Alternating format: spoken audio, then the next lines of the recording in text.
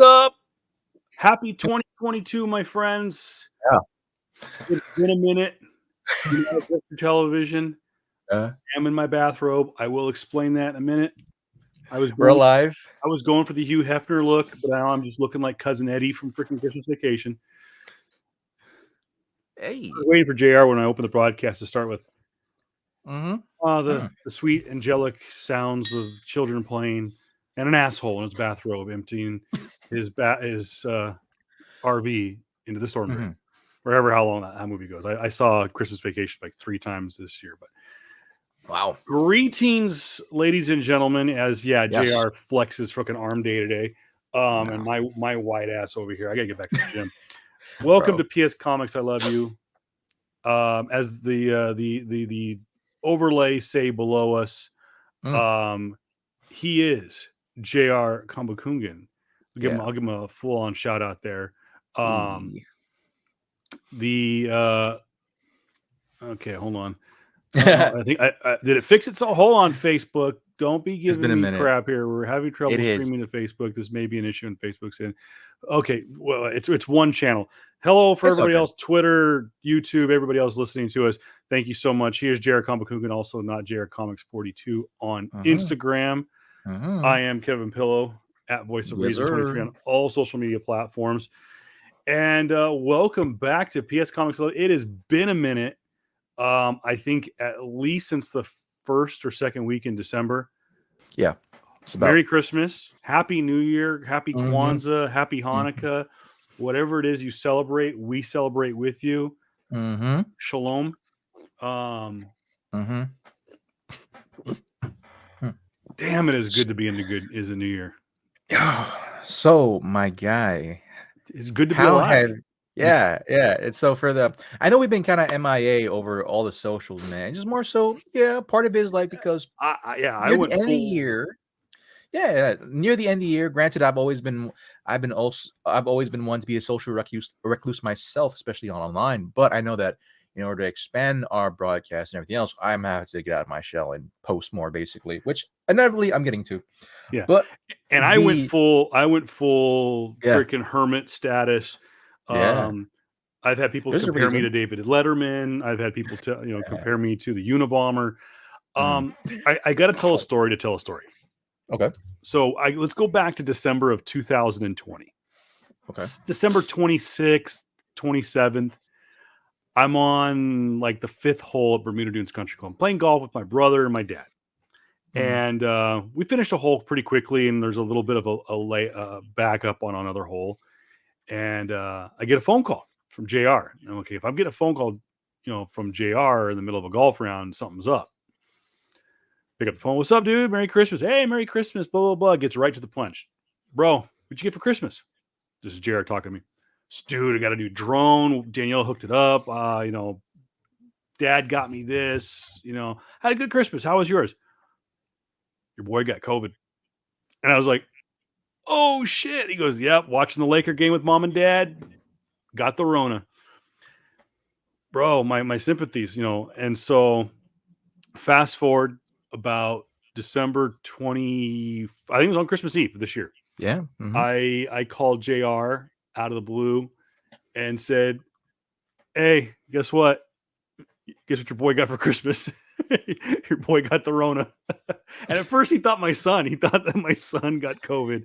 He's fine, by the way. My son and my daughter are fine, but my wife and I, yes, we officially tested positive for COVID-19 on Christmas Eve and Christmas Day, respectfully. We have no idea where we contracted it. My wife is fully vaccinated. I will throw myself under the bus as I have before. I am not. I have medical reasons from 2021, which we'll get into. And I'm going to be vaxxed. I have to wait 90 days now for the, as they said, the COVID debris. Yeah, that's a thing to get out of my system. But I don't recommend it. It's not for the faint of heart. I think, everyone that did contact me for the well wishes and whatnot. I have to say that I thank especially my brother, my wife, and JR. And the reason I thank the three of them is, my wife, obviously my partner in crime, my fellow comrade in the foxhole with me with COVID for over 10 days. We were in Mm, quarantine. But guys like mm. JR and my brother, who have really kind of inspired me the last few years to eat healthier, get back in the gym, work out, take care of myself. As I sit here and drinking an IPA, sitting in my bathrobe on a Tuesday night. But hey, whatever. Always We good. don't Always good we don't unwind. freaking judge around here. Absolutely not. But really and truly, had it not been for me going back to the gym, working on cardio, and for the pain medication I still had from my shoulder, I probably would not have survived COVID. It is not fun. Yeah. I don't know officially, but I believe I had the dummy down version, aka the Decepticon or whatever, the Optimus Prime, Omicron. The Omicron. Omnicron, yeah, whatever. Yeah. The JR had the full fledged COVID If you don't, 19 1.0, yeah. full The with bugs, and yeah. The I got you had it the rough. I got the if you don't take care of this, you're gonna die one. So JR had the rough one. You lost smell and taste, right? I lost smell, taste, and I think like about 10 pounds or I more. got you beat. I lost 20. Oof. Oof. Hell yeah. Yeah. I don't Nice. recommend that diet, Mhm. but your homeboy lost 20 pounds, and I'm slowly but putting it back on after busting Yeah. out the freaking Traeger for the first time in 3 weeks. Oh yeah, dude. Like hey man, for those who survived Corona, and if you don't talk about and went through the full effects of it, you know absolutely what goes through your body and what happens, man. It It's crazy, it bro. is without getting into too much detail, um it's a shit show. It's not fun. Mhm. Um Getting the simultaneous chills and 102-degree fever at the same time is not fun. It's a cold, a flu, and migraine all wrapped into one is the Yeah, best way to describe it. yeah. The weirdest thing in the world was the day I called out sick to work, and it was unfortunately my daughter's 10th birthday. I called out to my day job, and I went back to bed, and before I got back into bed, I lit a candle in our bedroom. And my wife goes, "What are you doing?" I said, "This." And I blew out the candle, stuck my nose right in the candle, and just took a big old whiff. Don't recommend it, by the way. Don't inhale smoke. But Mm. I did it to prove a point, and it went. She's like, What are you doing?" I said, "I can't smell a thing. I cannot smell smoke." And that's a telltale. I mean, they always say you're not going to be able to smell yourself. You're not going to smell BO. Sometimes you might not smell other things. Mhm. Um, hey, everyone's like, "Oh, you had a stuffy nose. That's why you couldn't smell." No, there was nothing. No, zero nostril sensations. I could not smell. And that was one of the reasons why I didn't cook for 2 weeks. I was Mm. starving. Best meal I ever had other than my mom's homemade chili, which was bomb. Yeah, Chipotle. I ate that. I scarfed that thing down like I hadn't eaten in 3 months. That was the best meal I had. But couldn't smell it. Oh, I tasted it. It tasted fantastic, but could not smell. that's Um, crazy. but no, your boy's better. Been back at it, back to the grind over the last 2 days. Yesterday was Mhm. rough. We were supposed to record yesterday, but I had a long day back at work for the first time in 2 weeks. And I got back cooking, made some bomb grilled chicken. Check out my Instagram at Voice of Reason 23 for all my Traeger activities. We will do a Mhm. cooking show, by the way, Yeah, because absolutely. your boy over here, that way, Yeah. um, is a bomb cook, and he comes from a long and illustrious lineage of amazing Filipino cooks. Oh, yeah. I've just sorry to hijack this, but No, dude, uh, bro, if I'm you're bro, hijacking the food conversation, bro. No, like there one of my uh one of my not fondest memories, but my memories of my childhood, right? yes, Is sir. that I come from a huge family of cooks, basically, and my dad has I think five other brothers, and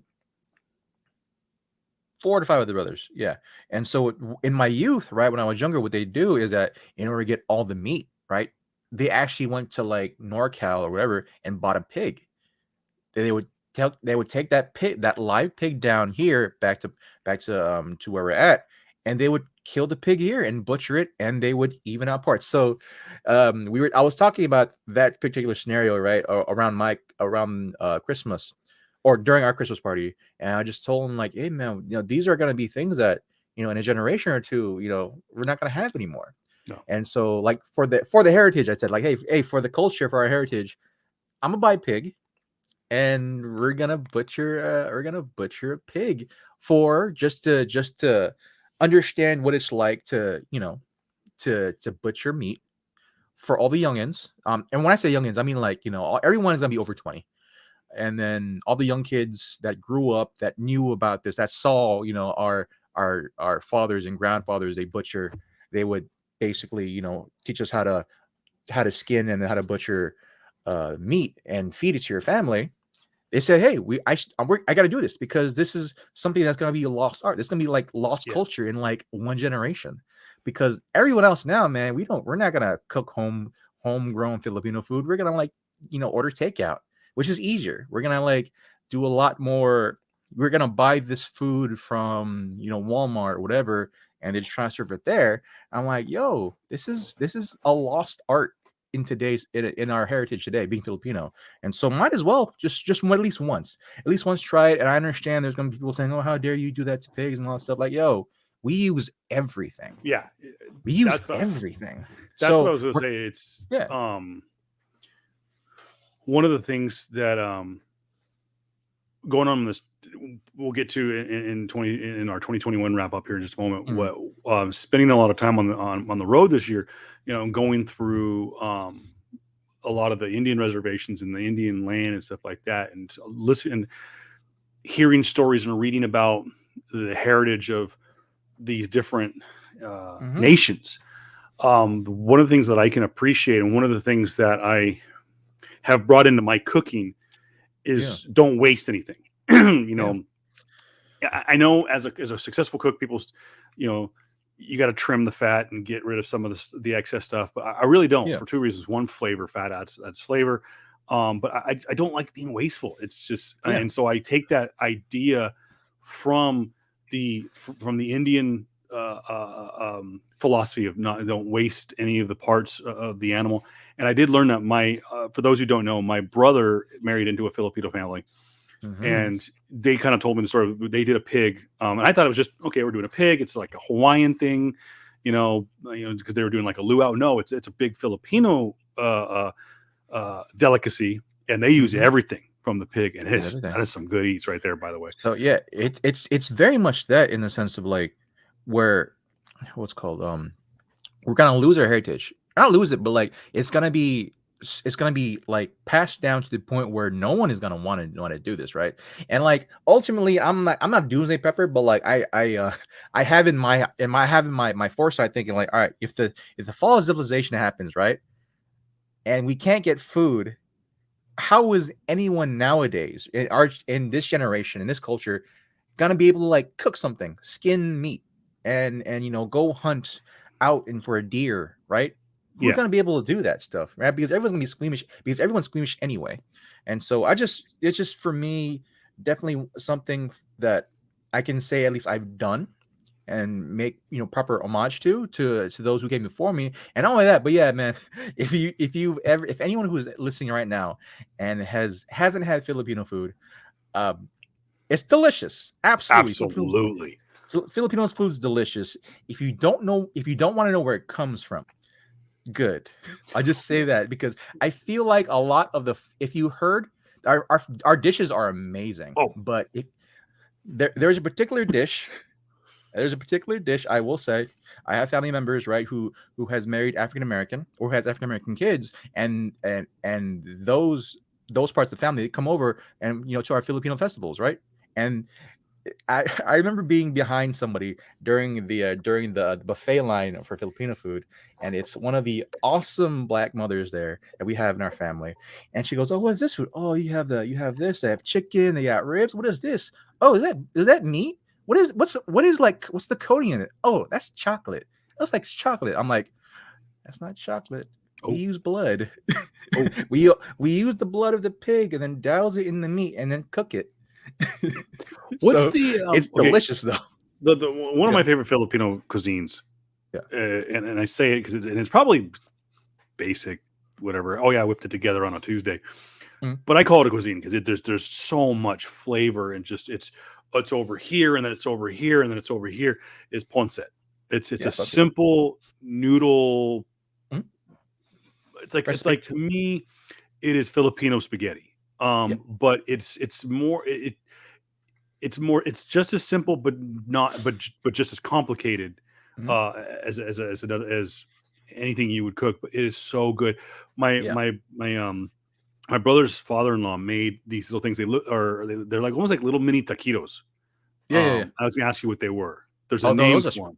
those are spring rolls. Those are that's it's spring rolls. It's smaller spring rolls, but I Yeah, know what you're talking about. Yeah. but he had some name for it, and Yeah. I don't remember. But we had the pig, and then he had some ground beef. Like it was almost like uh, it was almost like a vegetable beef stroganoff or something. Filipino food is amazing. JR's dad makes these freaking ribs that are out of this world. I think that was your dad's ponce as well that I've had, right? Yeah. Yeah. And Yeah. did he do drumsticks or is that you? Yeah. Did you do that? Well, we both did. Okay. The drumstick is his recipe. I cooked it.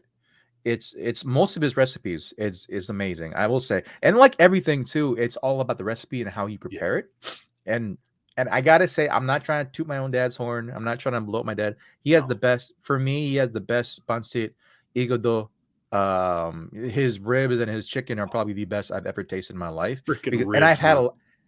I've had a lot of Filipino food in my life. I've had a lot of Filipino food from a lot of family, from a lot of relatives, from a lot of other people who are Filipino as well. And there are, some gonna call me biased, and that's fine. But you gotta taste my dad's food. That's all I have to say about that. It's one of those things that is crafted throughout the years, man. It's just so really freaking good. There was a famous, and I say famous because it was at my house, so I'll toot my own horn here. We had a famous, maybe infamous in some cases, party here about 3 or 4 years ago, maybe about 3 years Oh ago. yeah. Oh It yeah. was a game night. Uh, Mm-hmm. uh, Everybody but Q was here because I think Q and little Q were at a basketball tournament. But They Chick were. was here. You were here. Mhm. Candace, Edwin, Mhm. Atner, Sarah, the Yep. usual crowd from Comic Asylum. For those who've ever listened to our show over the last year and a half, almost 2 years, um, we've talked about them many times. It's our crew, Yeah. and they came over here. Jr. Edwin and Atner and I think stayed up till like 4 o'clock in the morning the next morning. But we had my wife had made I can't remember what she made. She made a main dish. You brought ribs, chicken, and ponce. Yeah. Edwin brought I don't know Atner or something, and then Edwin brought I don't know if it's still there. I hope it is the fried chicken place at the river in Rancho Mirage that's Oh Filipino yeah. Yeah. owned. Yeah. Yeah. Is it Yeah. Yeah. Filipino I or know what you're talking Korean? I think it's about. Filipino. I think it might be Filipino. Yeah. Filipino. But Yeah. it's just the seasoning and stuff like that. If it's still there, that is by far one of the best. That's some of the best fried chicken I've ever had in my life. But we Mm-hmm. had a famous kind of a potluck game night here, and just we're amongst friends for hours, and it was a blast. And Chick has told me that she wants to do it again. Maybe not a party here, but party at the asylum when Which is fine. things start to get a little bit better. Maybe mid to late this year. Get through this Decepticon, Omnicron, Yeah. Megatron, freaking bullshit, and get everyone healthier and stuff like that. We are going to do, I think, a full on cookout or some kind of smorgasbord at the asylum, and we 100%. will let you guys be the judge. I'm probably going to make my famous drumsticks at the asylum if I can pull it off. I don't know if I can do it with my mini Traeger, but nonetheless, that's our food segment for the day. Mhm. JR, I'm not kissing my freaking co-host's ass. It's legit. He's a good cook. His dad's an amazing cook. I don't know how good your mom is or Candace is when it comes to food, but Yeah. I've had your food. I've had your dad's food, and Yeah. it's Yeah. fattening. It's great. I love it. It's one of those things I have to do. But moving on from that, guys. Oh, but I will say, well, big ups to you, man.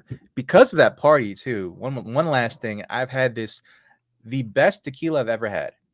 Oh, what? Casamigos. Casamigos. That's right. We bust out the Casamigos, which is phenomenal. Yeah, But ice JR, ice chilled Casamigos is one the smoothest tequila I've had a lot of them. But go ahead. have you had? It's our boy. We share an Mhm. appreciation for this for multiple reasons. His acting, his activism, Yeah. being the The most Rock. electrifying man in sports and entertainment. Okay. Finally, The Rock has come back to PS Comics. I love you. Have you ever tried Dwayne Johnson's tequila? I haven't yet because Oh, every time I try to get one, it sells out. it is It's weird. It's the weirdest thing. Casamigos and is that one phenomenal. particularly always is they sold out. It's Yeah. crazy. You can And actually so, get it now in giant size at Costco, which is like I oh can't wait god. to finish my little bottle. It's Thomas. It's a Samoan Yeah. name. We'll get to it by then, but it is. If you guys have ever, if you guys know what we're talking about, if you're a tequila guy, Casamigos is great. Don Julio's is good. Yep. I mean, obviously stuff like what's the famous one Uh that comes in the little pyramid bottle. yeah. It's I literally just saw it the other day too But because I was that's getting one. good. The stuff from Yeah. Kirkland Signature Costco brand is Mhm. good. But what JR just said, Casamigos and Dwayne Johnson's tequila is phenomenal. Super Highly smooth. recommend it. Super And also smooth. if you're looking for a good energy drink too, Mhm. um, his stuff is actually pretty good. We're not shilling for the Rock, but he's got good stuff. He knows how to his branding, and he's got like a Samoan branded. I think it's called something energy drink. So if you're an energy drink guy, you want a clean, no crash energy drink. That's some good stuff. Mhm. So yeah, we'll shill, but we're not shilling for the Rock Yeah. here on PS Comics. I love you. By the way, if you're listening later, we're live right now on Facebook, Twitter, and YouTube. Which, by the way, the Yep. YouTube channel will debut this year sooner than later. This We will will. simulcast since we've decided to do this live edition. We will Yeah, man. simulcast It's fun. on all platforms, and we will be starting to add more content to Yep. our PS Comics I Love You channel. But we will continue to broadcast both. If you're already subscribed to the Voice of Reason 23 channel, you don't have to unsubscribe. We'll still drop some stuff there, but there is going to be more stuff coming to the PS Comics I Love You channel. But if you guys are posting about this, hit us up hashtag PS Comics I Love You. And if you're watching, we will throw the social media there on the bottom screen Yep. for you guys Mhm. to be involved with the show. Want to talk a little bit about 2021? Then we're going to get into Mhm. the Last last two two episodes. episodes of Hawkeye. So we will get to that. It Yeah. has obviously finished. We're now into almost 2 episodes of Book of Boba Fett. Mhm. We will talk about Book of Boba Fett. I think with the way the way the pace of this show is going, Book of Boba Fett, I think we're not going to be able to do a weekly breakdown. Mm-mm. Just also with our We're gonna schedule, we might do Yeah, 3 episodes, like which is the fine. beginning and the end. So for those looking Yeah. for a Book of Boba Fett breakdown, we'll probably do something next week. Yeah. So And let's which is talk. fine. Yeah. So let's talk 2021.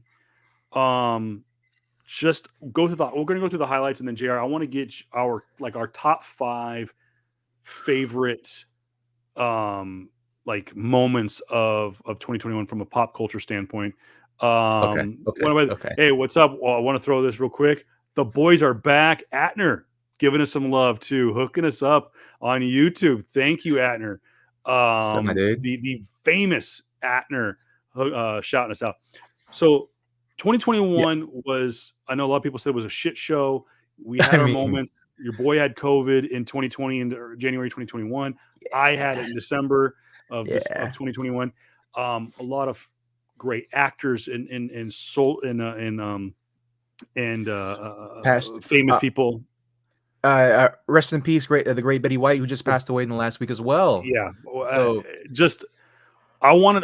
Well, maybe we'll talk more bookend about her at the end. But yeah, what a way to freaking go out in Oh my 2021! gosh. Yeah, Freaking, you man. take the 99-year-old Betty White on day 365. Fuck you, 2021. I mean, yeah. I well, I Two will weeks before 100. I mean, at this point, I will say Betty White has lived a great, amazing Oh, life, man. You want to talk about culturally relevant for the entirety of her lifespan, man? She was culturally relevant. Oh my goodness, the amount of stories I've heard from her, and her come up and how so forward thinking she was, bro. I'm pretty sure this was talked about, man, but I didn't know, and I apologize in advance for those who didn't know and are going to do this. She had news when she was super young. She and then she go because usually at that time. But hear me out. Hear me out. To go from that having nude specifically way back when she was in her 20s and to have such a career afterwards, because dude, you think about anyone who has posted nude art or nude photography, though tastefully done, a lot of those women were typecast into horrible roles. Betty Page, who else did it? Like a bunch of other well, you look at women. Marilyn Monroe and Which, James Manfield had yeah, kind of tasteful. They were tasteful, yeah, evocative ones, but and like, I didn't even know that either. yeah, to go from that point, and then not only that, but when she had her first show, she's the first person who said, "Screw it, y'all! I'm gonna have a black tap dancer in my show." I forget the name, escapes me at the moment. And then she was so forward thinking in her career, and of course she did the Golden. She did a lot more before she did Golden Girls, before she did Golden Girls, man. But she was just a trailblazer straight through the end, and she became culturally relevant throughout the years, even in the last 5-10 years, man. So yeah, My I'm favorite stories I heard about this, and we're gonna, you know what, fuck it, we're gonna go backwards. We're gonna talk about Betty here at the front. I think she yeah. was arguably the biggest loss that we had. No disrespect to the amazing, talented people that we lost in 2021, and Mhm. we'll go through that as it comes up in reference. But you can't talk about 2021 and not talk about Betty White losing her literally on day 365. Mhm. Um, one of the interesting stories that I heard, and JR talks about, yes, the Betty White show back in, I think, in the 1950s had Yes. a tap dancer who was amazingly talented and was Yeah. African American, and the Yeah. network said no, and so Yeah. Betty White said, "Look, you." I'm walking off the show, and Betty, no, no, Yeah. no, no, don't, like, because you're the first woman to host the show, and he goes, then you're going to listen to me. And they're like, Mhm. fine. And it was highly talked about, highly rated. The show only lasted a couple more years, but I think that was just That the launched the time. tap dancer's career though. Yeah, that Yeah, launched the oh, it tap dancer's absolutely career launched. though. And I It's apologize to amazing. Jared, just like you. I do not remember the gentleman's name, but I did see some Yes. of the video. But Yes. let's talk Horrible. about Apologize. arguably Yeah. the most bullet Thank you. point moment of Betty White's career, and that is the Yeah. Golden Girls. Yes. And let's talk about this. This show was 40 years ago. She died at 99. This was 40 years Yeah. ago. Her Once portrayal. Go ahead. Arthur Duncan, thank you, Atner. Arthur Duncan was a tap dancer who did it. Thank you, Atner. Okay. So for those of you, yeah, throwing up some love, there you go. Yeah. Where'd it go? My mouse is just lagging like crazy. Arthur Duncan. Yeah. Yes. That for those of you, look him up, and I'll throw it up there one more time. Yeah. Look that name up. Super talented. Like I said, saw some of the video, from the original, Betty White show, and super super talented. It's so funny as you get older, stuff like that becomes very entertaining, and you realize the talent behind something so simple. As a kid, we were like, boring. It's some guy dancing. Dude, there's some freaking talent to tap dancing. Oh, absolutely. Absolutely. Betty White's arguably her greatest performance was and no disrespect to anything else she did, but was the Yeah. Golden Girls. Golden Girls. Absolutely. The song, the acting, everybody on that show was hilarious. I watched it, and the show came out in the 70s and the 80s, so I was born in 81, so at the most I was 9 years old watching these geriatrics just make fools of themselves. A lot of it went over my head at the Yeah. time. I just thought it was funny. It was four old ladies just being stupid funny, and of course Betty White was the dummy, Yeah. from I was gonna say St. Cloud, but that's not it. But it was a hysterical show. Go back 40 years ago, 30, 40 years ago, they're in their 50s in some Yeah. cases, 40s, 50s, 60s, and they're playing old ladies. As someone who just recently turned 40, and being around people who are in their 50s and their 60s, that's not old. It's older, but it's not Yeah. old. I swear, first off, Betty White didn't age for 40 years. She's Mm-mm. perpetually looked 70. Yeah. But that show was such a cultural phenomenon, and it's still to this day. Obviously, with her passing, it became widely popular. I think it's on Hulu and Peacock. Yes. Became hugely popular in the last week or so. But what I did not know, those four women on that show, and I will get their all their names. Was it Betty White was one. Yes. I can't remember the other. Via no Arthur, I want to say Arthur B, but that doesn't sound. B. Arthur B. Arthur. I got it backwards. B. B. Arthur Arthur. was Yeah. the other one. Yeah. And then the other two. Yeah, I forgot the names. Apologize Did again. not know this. We'll get the names. Did not know this. Massive show with gay men. A huge show with gay men has been for years. When this show was still airing live, Betty White told this story in an interview a few years ago and said that she had found this out over the years from older gay men that they would be out on whenever, I think it aired on a Friday night or something like that. They would be out. These guys would be out hitting the clubs in the 80s. 9 o'clock would hit, and they said there was a lot of gay clubs that the DJ booth went silent. They turned the TVs on in the bar. They went to Golden Girls. 9:30 rolled around. They went right back to dancing.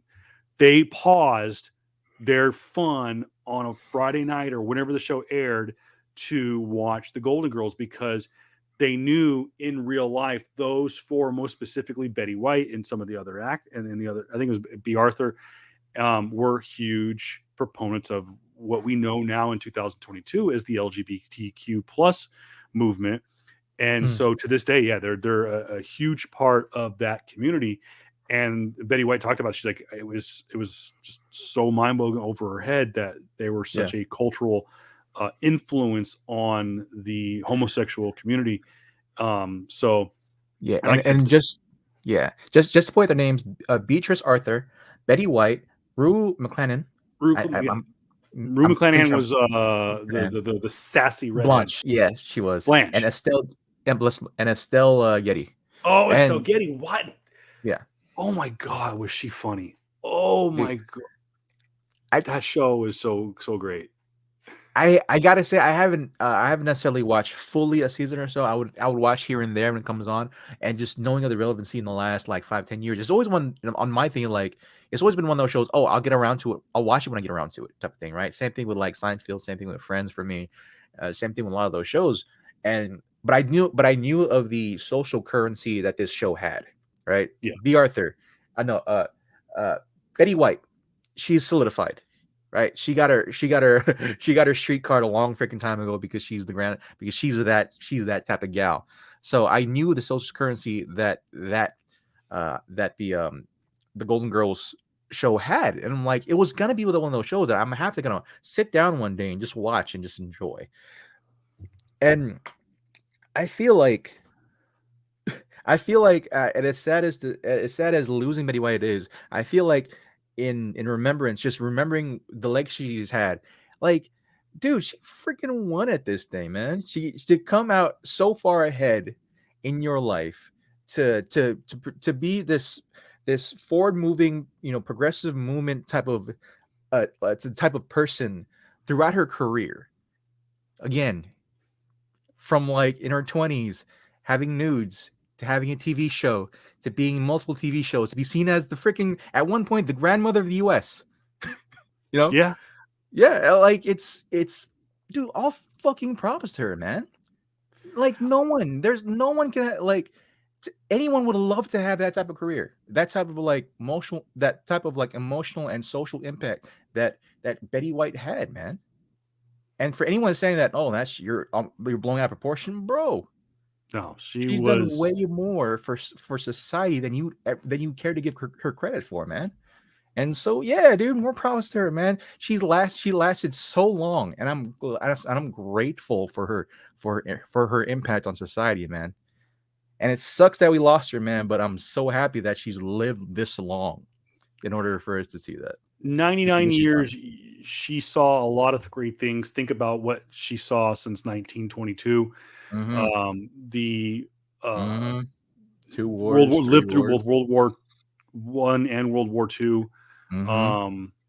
The Vietnam, Korea. Vietnam, the rise and fall of the Berlin Wall, Mm-hmm. um, the space race, civil Civil rights rights movement. movement, the rise of women's suffrage, Mm-hmm. uh, the uh, like I said, the space race, the tech race, 9/11, just The internet. the internet. I mean, literally went from one end of the communication spectrum of the 1920s and radio. Yeah. The beginning, it wasn't the beginning of the print because print media has been around for years, but went from the literal beginning of multimedia communication in radio and Mm-hmm. was involved in it, did television, did movies, did internet, and seeing it, living it, being involved with it, seeing that would be a mind blow to be someone who grew up in the 1920s and the 1930s and then die in the 2020s and seeing that Bro, we're communicating with people across the world with little handheld devices that just, Captain just Kirk told us about 50 just years think ago. about it. Just think about it. She went through both major depressions. Yeah, she saw both depressions. Yeah. That's Um, crazy to think about. And she's lived to tell the tale. the think about the two is she saw the bicentennial, so she Mm. saw the country at the turn. Think about it. 1922. You know, we think about going back to the year 2000. It seems like it was just yesterday, but it's been Mhm. 22 years. 1922. Her parents, which she grew up in, she grew up around a society that was literally not even Mm. a generation removed from the turn of the 19th century. I'm sorry, of the 1900s and the 20th century. She was a stone's throw away from the 19th century, and Yeah. it's just the people that grew up in there. My grandpa, who was born in 1918, the Mm. stories I would hear about him growing up. Unfortunately, I lost my grandfather in 1996, but Mm. what she saw in Yeah. a century of living, um, Fucking okay, Adler. J.R. Haha, World War One ended So, 4 years prior to her yeah, but being she was born. But the Adler. fallout, and I I was talking love about this Adler. yesterday. Freaking love Atner right now. Well, actually, Wow, guys, he should be our producer, our fact checker. bro, we But got Adner. Once I'm sorry, Adner, we gotta have you on one of these days, man. We absolutely, gotta have you on. Dude. But anyways, God bless Betty White. A lot of Yeah. people were lost in 2021. Another one that we lost just days before Betty White, who has had maybe not as large, but had a cultural impact on pop culture, most specifically sports. Yeah. But really and truly, JR, you and I know this guy by one word: Madden. John Madden, the legendary coach, died at the age, I think, Yep. of 82. I Another think so.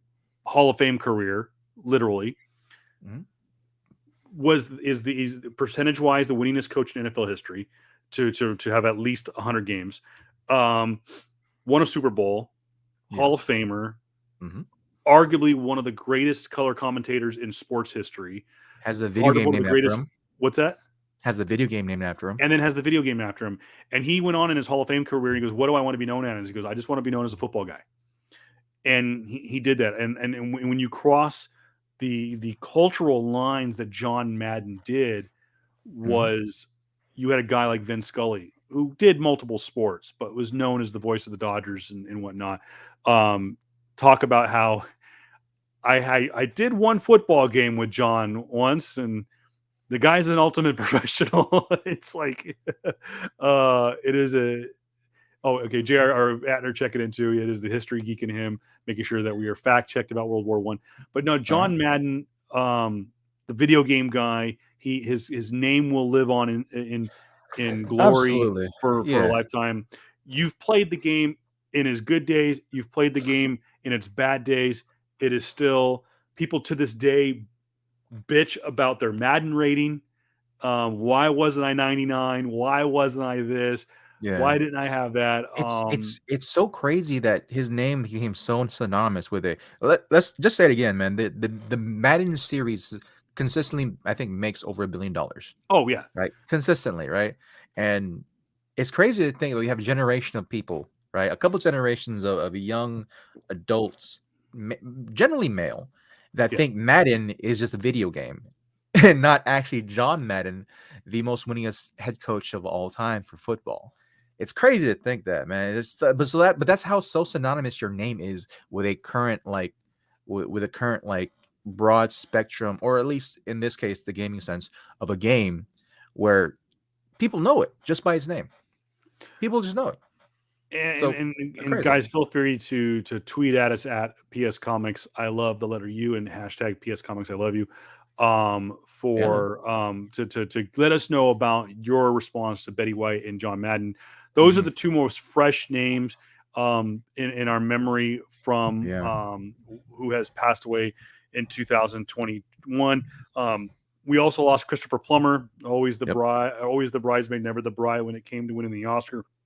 Uh, Legendary actor, of course, famously was in The Sound of Music. Someone that we grew up with, Jr. We lost Dustin Diamond to cancer. Of course, Right. famously played Screech from Saved by the Mhm. Bell. Mhm. We lost another icon from the multimedia. We lost Larry King this year. Mhm. We also lost the always funny, totally irreverent Cloris Leachman, who had an illustrious career this year, in an illustrious life. Also lost from the sports world, and again, a guy who crosses pop culture lines is Tommy Lasorda. And being a diehard Dodger fan, I know I'm biased. It's been shown before. Of course, I've got my World Series trophy here from Yeah. 2020. And But I will Tommy, say go yeah, ahead. go ahead. Go ahead. No, I will I, say too, the one of the biggest names for me personally that I lost, of course, is I'm pretty sure you would know too. Pretty sure important. Of course, a culturally relevant member of the rap community and just overall music in general is DMX. We lost DMX, we lost him this year too, man. It's crazy. We lost him last year too, man. It's crazy. I thought we lost him years ago for like how crazy 2021 has been. 2021 feels like it's been 10 years. it's yeah, Yeah, it's crazy to a think that, lot man. of great names that we lost too. I mean, I'm sure we could talk about till we're blue in the face. I'm just looking Mhm. at what People Magazine Norm had listed. Macdonald, Biz Markie. A lot of Oh, rappers. yeah, I know it was a rough year, and I hope this isn't a new version of the East Coast West Coast that we had back in the 90s. This a lot of it was unfortunate, instances. yeah, DMX I know was more natural, yeah. best to describe it. Mhm. Also, for those of you who are Friends fans, James Michael Tyler, who played Gunther, who of course was absent from the Friends reunion that aired this year, he died of cancer. So just kind of again throw some numbers. Yeah, I apologize. I forgot about. And then of course, Michael K. Williams, who Yes. an actor, phenomenal. Even my parents absolutely loved him from The Wire. Was Yep. We lost him this past year. Norm Um, Macdonald. Norm Macdonald was a oh huge God, Norm juggernaut. Macdonald was this year too. Yeah, he was a huge juggernaut in the community game as well, man. So it's crazy. We've lost a lot of Oh, great people this year. um, we lost. Thinking of Norm Macdonald, um, uh, Jeopardy, Oh yes, good God, I not can't Pat believe. Sajak, the other one. Pat Yeah. Sajak. Oh my yeah. Oh my gosh, man. Oh Yeah, my God, why am I drawing a blank on yeah. his He, name? yeah, Come on, yeah. Atner, wake up!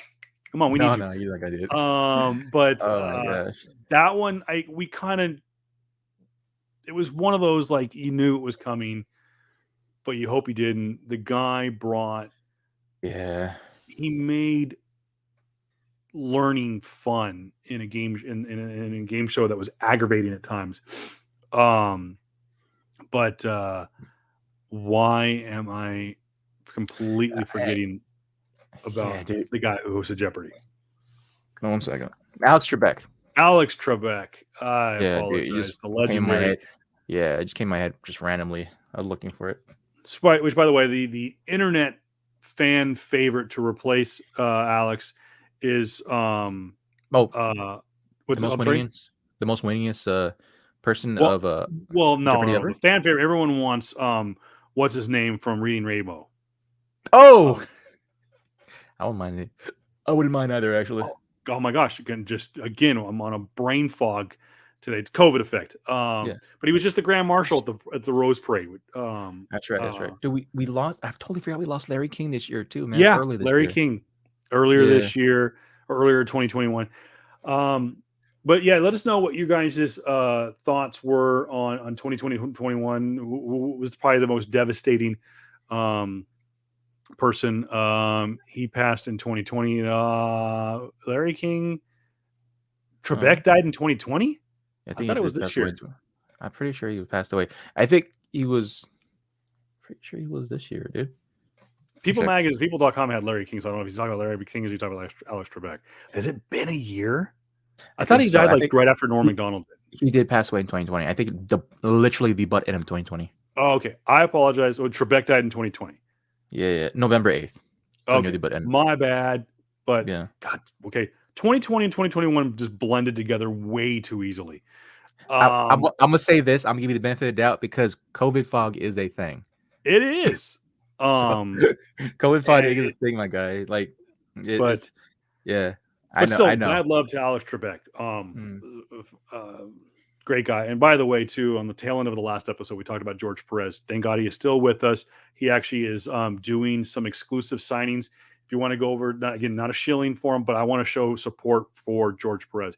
If you go over to CGC's website, CGC is doing some exclusive signings with George Perez. Of course, George Perez announced at the tail end of last year that he is not going to fight the stage 4 cancer that has stricken him. And doctors have given him right now about 3 months to live. But he is God, okay, I'm gonna give a shout out to Atner on this one. Yes, Vicente Fernandez, big one in the music community as well. This guy was I'm going to show a little bit of a stereotype here. His style of music kind of all blends together to me. It's me not understanding the language. I'll completely throw myself under the bus. But when you That's do him. That's him. Vicente's music, and I enjoy that style of Mexican music. Yeah. I do. I genuinely do. There's nothing.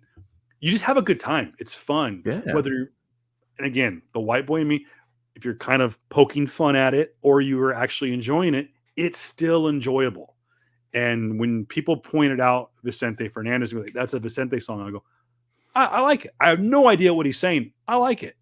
I'm not going to buy a CD, but Not your if cup it's of tea. on, I'm gonna.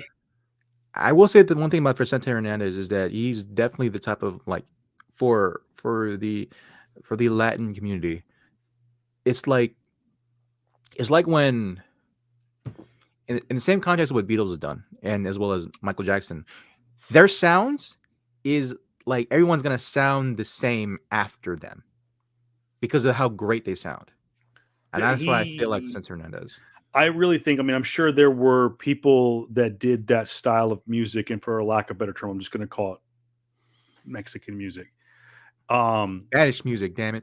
What's it? Spanish. Oh, Hispanic, whatever. yeah. It does. Yeah, it is going to all sound the same. A lot of it is the language barrier. I don't understand what they're saying. I've learned through the years in listening to Spanish music. I actually do enjoy. When I worked, story about myself. I used to work at Best Buy. When I worked there, I was kind of introduced to a lot of that style of music, a lot of Spanish music, and more of it was pop, like Maná, more Spanish specific music from Selena. But I'm sure at some point I was introduced to Vicente Fernandez. There was a guy I worked with who was a Hispanic guy. We used to call him Sideshow because he had this big old huge afro. But he was a Hispanic guy. Actually, some people call him Sideshow, meaning Sideshow Bob. I used to call him. I said, "Hey," I used to call him Carlito because he was obviously Latin, had the big fro, and I showed him the character, and he thought it was funny. So he'd walk around with something, an apple. I spit in the face of people who are not, who are cool or not cool. But he was a fan of Vicente Fernandez, and he could do that loud kind of holler of the song. So I always remember when he passed away. I just remembered this friend of mine from Best Buy that just first introduced me to that music. So long live the legend. Real quick, wrap up 2020 to kind of get it into the fun side. A lot happened. We went back to the theaters this year. Comic-Cons came back in the fall. We had San Diego Comic-Con special edition. We had New York Comic-Con. We had C2E2. We had Emerald City Comic-Con. LA, the newly brand was it LA Comic-Con. A lot of Comic-Cons came back. Came back. Yeah. But we went back to the theater, JR. I know you've been intermittent about your theater going activities. It's very much a combination of one, yes, Corona's still a thing, and two, I still don't want to be around people trying to fuck up the movie for me. Type of thing. If I'm trying to enjoy the movie, I want to enjoy the movie. I ain't trying to hear your punk ass, hollering, hooping, like, bro. I love watching reaction videos and people who react in movie theaters because it's enjoyable. But if I'm trying to watch the movie in my own personal thing, bro, I can't. Like, I might throw some bows on somebody, man. Like, yo, shut the hell. Like, there's been a couple of times in my heyday, in my youth, man, where there were some people talking, and I would like tell them, hey, shut the hell up, or I'm gonna drag you outside and beat your ass, like, legit, because I'm that type of moviegoer that wants to enjoy the movie. I paid in upwards up to $10 to possibly $80 to watch that, not you. So some of my favorite movie going experiences has happened with Marvel movies, and I know in 2019, going to see it with you guys at Mary Pickford, going to see Endgame, and being with people who appreciate the movie experience, appreciate the storytelling and what the Russos and all the actors did, and then going to Rancho 16 the very next night, and when that music hit, that amazing score by Hans Zimmer, I believe, who did Endgame, and hearing the Portals theme and hearing Sam Wilson go on your left, and out walks Shuri, Okoye, and T'Challa to the music, and then hearing someone and people going nuts in the theater, and then hearing a dude in the arena in the theater go, what was it? Umbambe, the Wakanda chant. Yep. And just being a part of that. And like I said, so I'm with JR. I want to go. I want to be with people. I want to enjoy it. I want to soak it all in. I want to be stupid. Yeah. But at the same time, but silent and soak it all in. But at the same time, I want to go full crowd, hooting and hollering. Like, we will break down Spider-Man in the next week or so. Some of the moments in that moment, and some of the moments that we're going to talk about here in just a couple minutes with Hawkeye. But JR, we started 2021 with promises of greatness from Disney, Marvel. We started off with a bang, and then we ended with an absolute nuke with Spider-Man No Way Home. So I want to know, you got to sum the pop culture phenomenon that was 2021 into 5 moments. We're going to just go with multimedia moments, movies, TV shows, that kind of stuff. What were your top 5 multimedia moments from 2021? We'll go with 5. Your 5 to your number 1. I will say, it's tough. I will say for one more relevant thing, just one. 5 would probably be just for me. I don't know about media, but like just able to see things in my purview. Just going back to a freaking con was great. Right, just going back to cons. I went to Rose City Comic Con. Going back there, of course, it was smaller and everything else. Going back to that, awesome. 4, I would probably say, I'll probably say, Oh, for me, being a huge Batman fan, and how I was so like I don't know, I was so on the fence of possibly Robert Pattinson being Batman. That second Batman trailer came out where like we saw a lot more grittier. Oh, that was up there. That's 4 for me. Number 3, 3 and 2 would be Marvel based. So a lot of it would have to be in combination of like one, two, just number 2 would probably be the shows for me. Yeah. The continuation of the Marvel of the MCU universe and understanding that there's a lot more going through. 3 would probably be with Spider-Man would be No Way Home.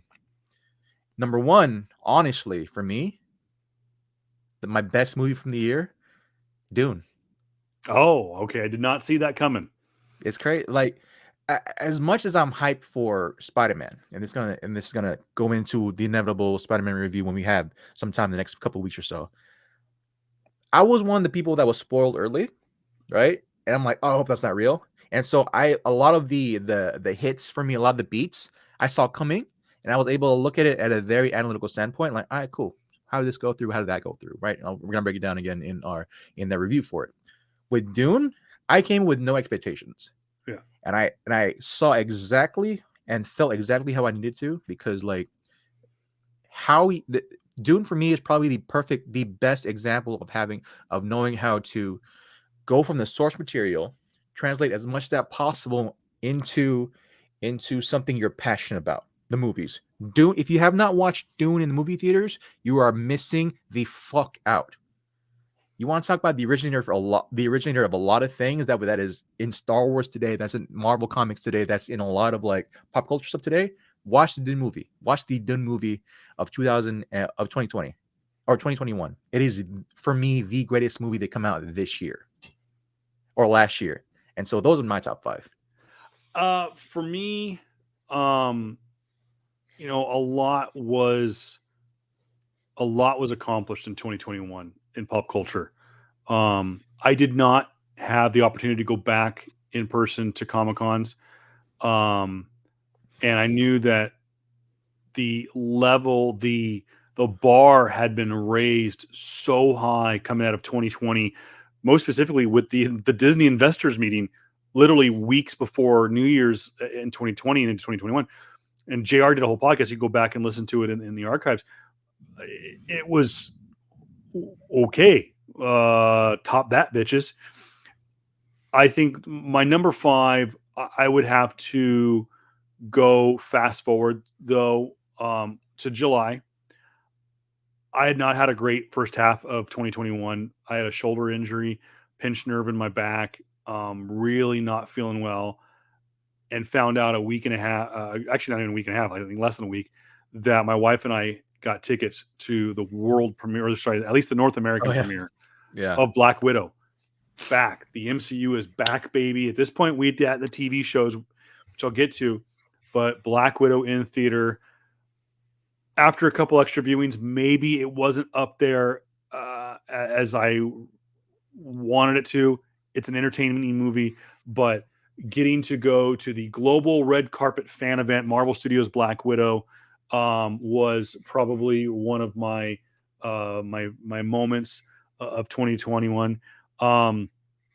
Obviously, spending 16 days road tripping over 13 states is up there, but that's not a multimedia pop culture event. But I did.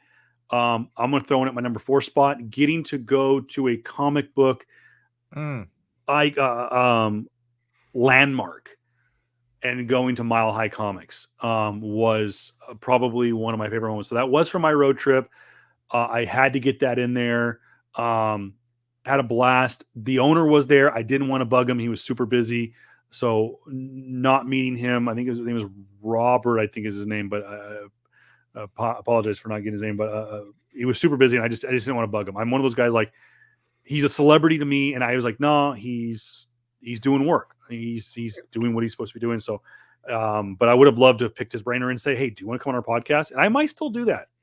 He's pretty cool with fans. But that was my number 4 moment.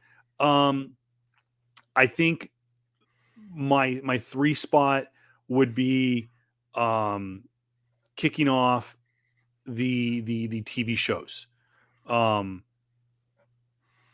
WandaVision was weirdly entertaining. Agatha Harkness is by far one of the best characters in the MCU right now. Fight me. I'll prove to you why I'm right. Catherine Hahn is the number one reason why she's one of the best characters in the MCU. I'm super pumped for the multiverse of madness. A lot of it has to do with Elizabeth Olsen's portrayal of the Scarlet Witch and Wanda Maximoff. We've talked till we were blue in the face about why we loved Falcon and the Winter Soldier. A lot of it had to do with the tie-in to the red, white, and black storyline. Yep. The quote unquote first black Captain America. Yeah. Loki was mind blowing. What If was highly entertaining. Hawkeye was surprising. The Disney Plus shows coming in at number 3. I think my number 1 is going to be super obvious, but there was a lot of stuff on the streaming services. Suicide Squad was great. It wasn't a perfect score, but it was entertaining. Kong versus Godzilla was a bit of a letdown, but it was still somewhat entertaining. Enjoyed that. Just some of the other stuff that was on HBO Max that was fun. I will side with JR. That second Batman trailer was out of this world, but my number 2 is going to the movie that totally shocked the world in 2021, and that is your boy Simu Liu and Aquafina surprising the world with Shang-Chi and the Legend of the Ten Rings. JR, you had this movie pegged as a flop. You were sweating bullets. This was your boy for your culture. I know you're not Chinese, but Asian culture to come to the forefront.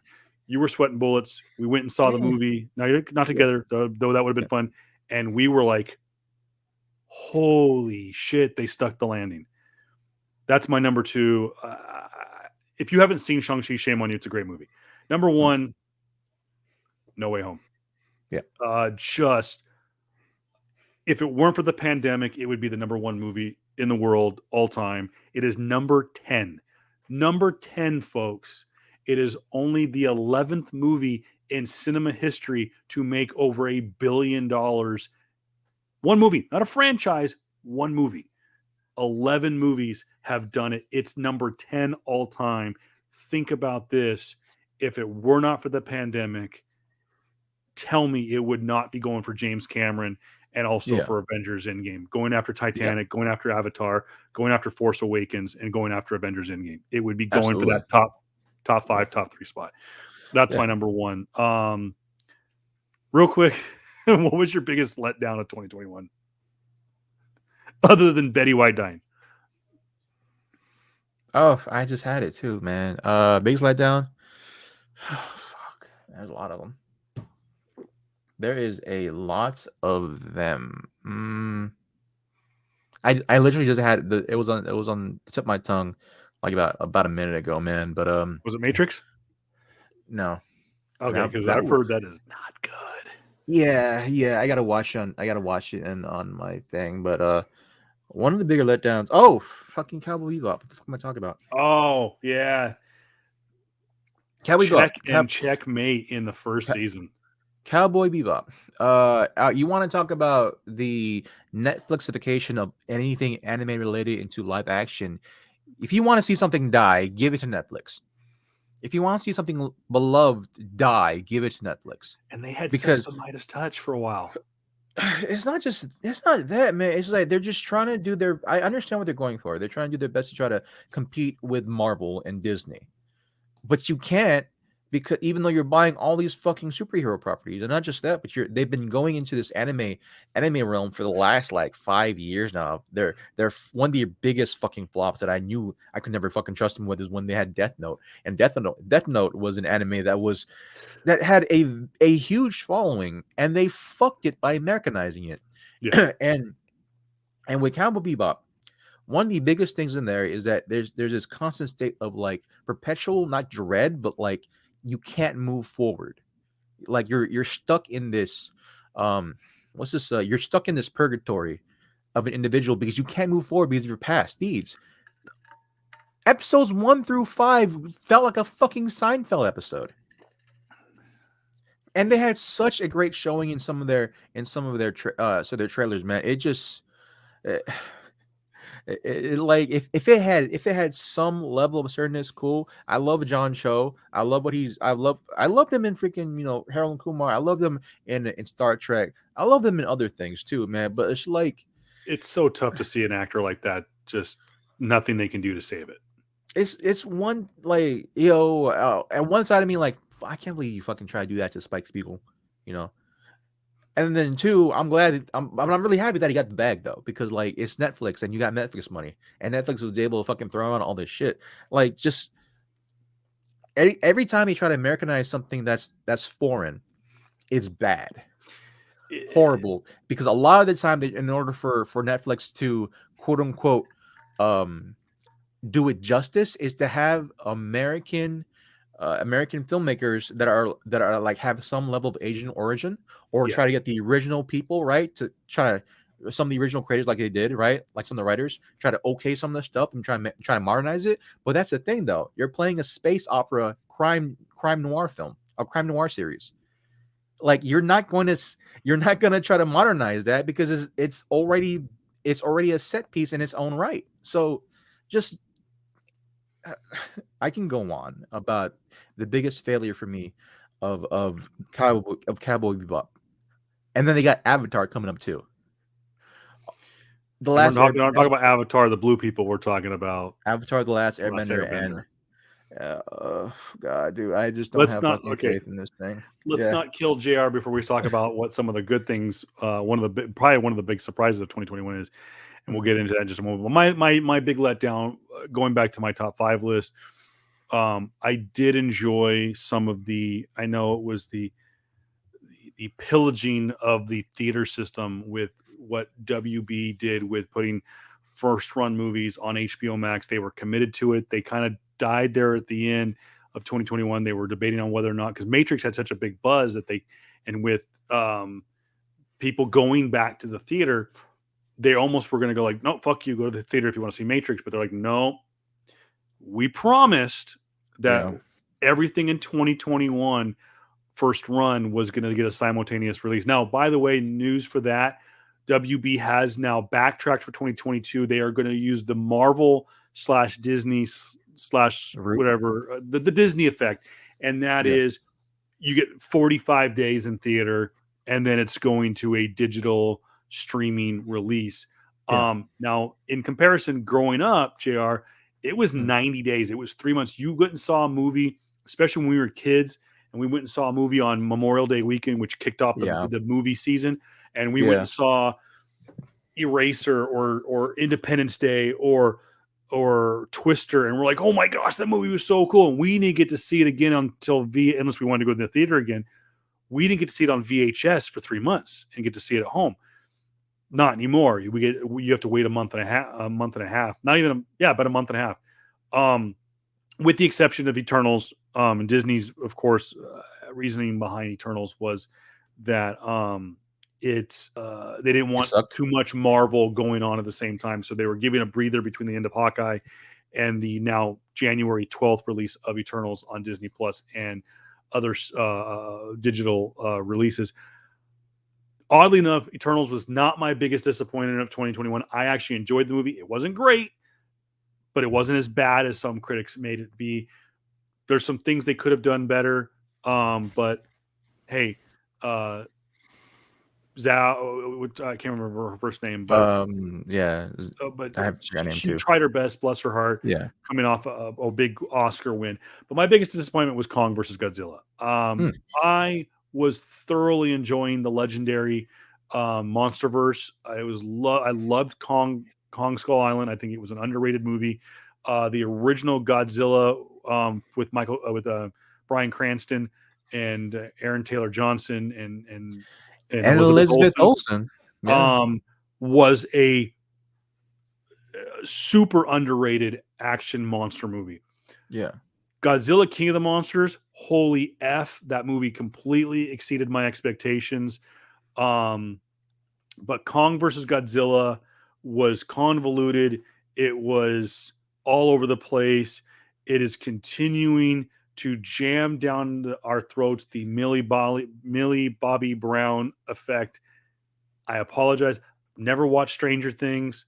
I do want to sit down and watch it. I really don't think she's that good of an actress. Bless her heart, she tried. It just wasn't good. But Kong versus Godzilla, it was entertaining. It had its moments, but it was trying to cram 15 pounds of shit into a 10-pound bag, and it just didn't work. But at least I didn't go to the theaters. I went and watched it on HBO Max. Mm. Anything else you want to add on that before we get to the main event, which is the big surprise of 2021? Oh, the one thing I will say that's also on my list of like soon to be letdowns of 2020. I'm on episode 3 or 4 right now of Witcher, second season, Uh-oh. and it is. I'm a huge Witcher fan. I'm a big CD Projekt Red fan. We As some of talked y'all about know, this a couple months ago. Witcher 3 is my top 5 games of all time, right? See, I was hyped for fucking Cyberpunk 2077, and I'm gonna do a 1 year review of it eventually, right? See Notice how it we is did now. not talk about Cyberpunk in our lists for good reason, because we beat the shit out of that game for all year long. Yeah. and again right now, Netflix having the fucking Netflix effects is Witcher 2 is not good. let's say again for how I said before, and the reason why I put Dune as my number 1 is because when you have an established franchise and do it justice and bring it into effect from a passion project, the showrunner for Witcher said herself that she's a fan of the fan of the book series, that she's a huge fan of it, and she wants to do it justice. Episode 2 of Witcher season 2. Uh-oh. You have a very, very pivotal character, not just in the games, but in the books as well. Not who we... I'm not going to spoil anything. It's just... yeah, I'll just say it's the Netflix effect for now. For right now. For right now, 3 episodes in, it's not looking good for the Henry Cavill comedy drama on Netflix. And Henry Cavill does his fucking best. I will say that Henry Cavill does his best. And for a fan, and as much as I try to look past just some things, like a couple of the characters not looking like who they're supposed to look like. One of the biggest ones is and I'm gonna get roasted for it. One of the characters who's African American, not American. Actually, who's black. She's not American. She's not American at all. Yeah. No, but she's African heritage, right? She plays Fringilla, right? Who's black in the show. The reason why this character Fringilla is so important is because when Yennefer, right, the main one of the 2 main co-stars, right, the woman there, she's a love interest, or the main love interest of Geralt, right? Geralt in the comics, or no, Geralt in the books as well as the video games, gets with Fringilla because of how much she looks like Yennefer. So, how, with one of the biggest stark contrasts of how, I'm not saying that this woman is not beautiful at all, but one of the biggest things for Geralt is that he's still trying to get over Yennefer, and he's to the point where he's gonna just sleep with anyone that looks like her. This Fringilla does not look like fucking Yennefer, and I got past that. I legit got past that for the first season. The second season, they're just adding more new shit that is so not Witcher anymore. That it's just like I don't know if I can fucking continue this series. Just for the sheer fact that it's how they're just throwing everything out of the fucking window. So I'm like, yeah, it's not on good terms for me right now. Well, so send your hate tweets or hate messages to @also_not_JR_comics 42 on Instagram. No, you just don't like strong black women. Like, no, it's not even that, motherfucker. I'm just kidding. I've seen a bits and pieces of The Witcher, and it looks entertaining. It just never gravitated to me. It's like Stranger Things. I don't hate on it. I don't not approve it, but it's just not my thing. And people are like, oh, you should watch it. You'll get hooked on it instantly. And I'm like, or It's I couldn't. it's I a will good say, series. It's decent. It's just I did get hooked on a before we get to the main event. Um, I did get hooked on a great show this past year, and it ended its fourth season on oh Sunday, and that of yeah. course is Yellowstone. Mhm. So good. People who know me know that the greatest, in my opinion, the greatest TV show that was ever made was The Sopranos. I will watch that a time. I watched it over and over and over and over again. The writing, the acting, the character development, the storytelling, the edge of your seat drama and excitement of that show. It makes you root for a mobster. It makes you root against the FBI.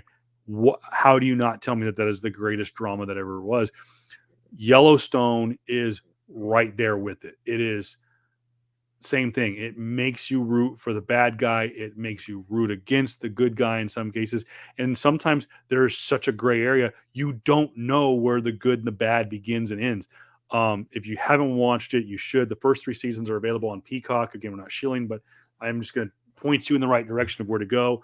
All of season 4 is now available on the Paramount Network, not to be confused with Paramount Plus, which is where the spinoff 1883 is being streamed exclusively. But if you want a show, it's not family friendly.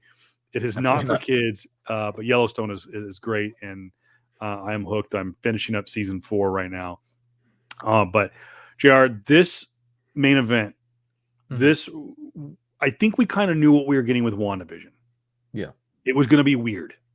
Mhm. Uh, Falcon and the Winter Soldier was going to be a buddy cop. It was going to be Winter Soldier 2.0. It was going to be that action filled cinematic TV show that Kevin Mhm. Feige kind of teased at Comic Con in 2019. What we got was a thought provoking story of what was going on in the world in 2020 and 2019 and 2021.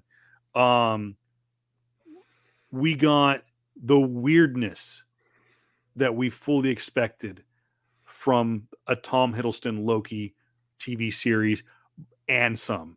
Yeah. I think that Owen Wilson was a surprise to be added to the Oh Marvel yeah. Cinematic Universe. Mhm. What if maybe we got what we were expecting? Maybe we got a Yep. little bit more than what we expected. But a Jeremy Renner, the as some will say, the shittiest Avenger, got his own show. What were you going to expect? The worst kept secret in the world, Haley Steinfeld, is Kate Bishop.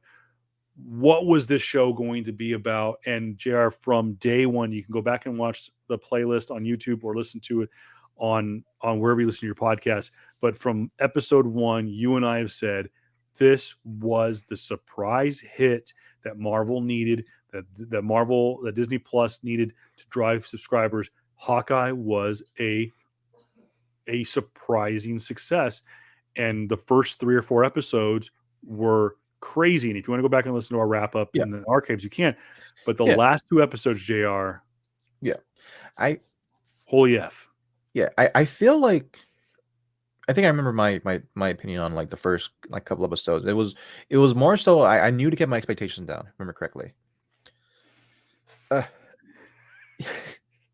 Wow. wow. Wow. I'm pretty sure we get it for season We'll 2, get my it. my See, guy.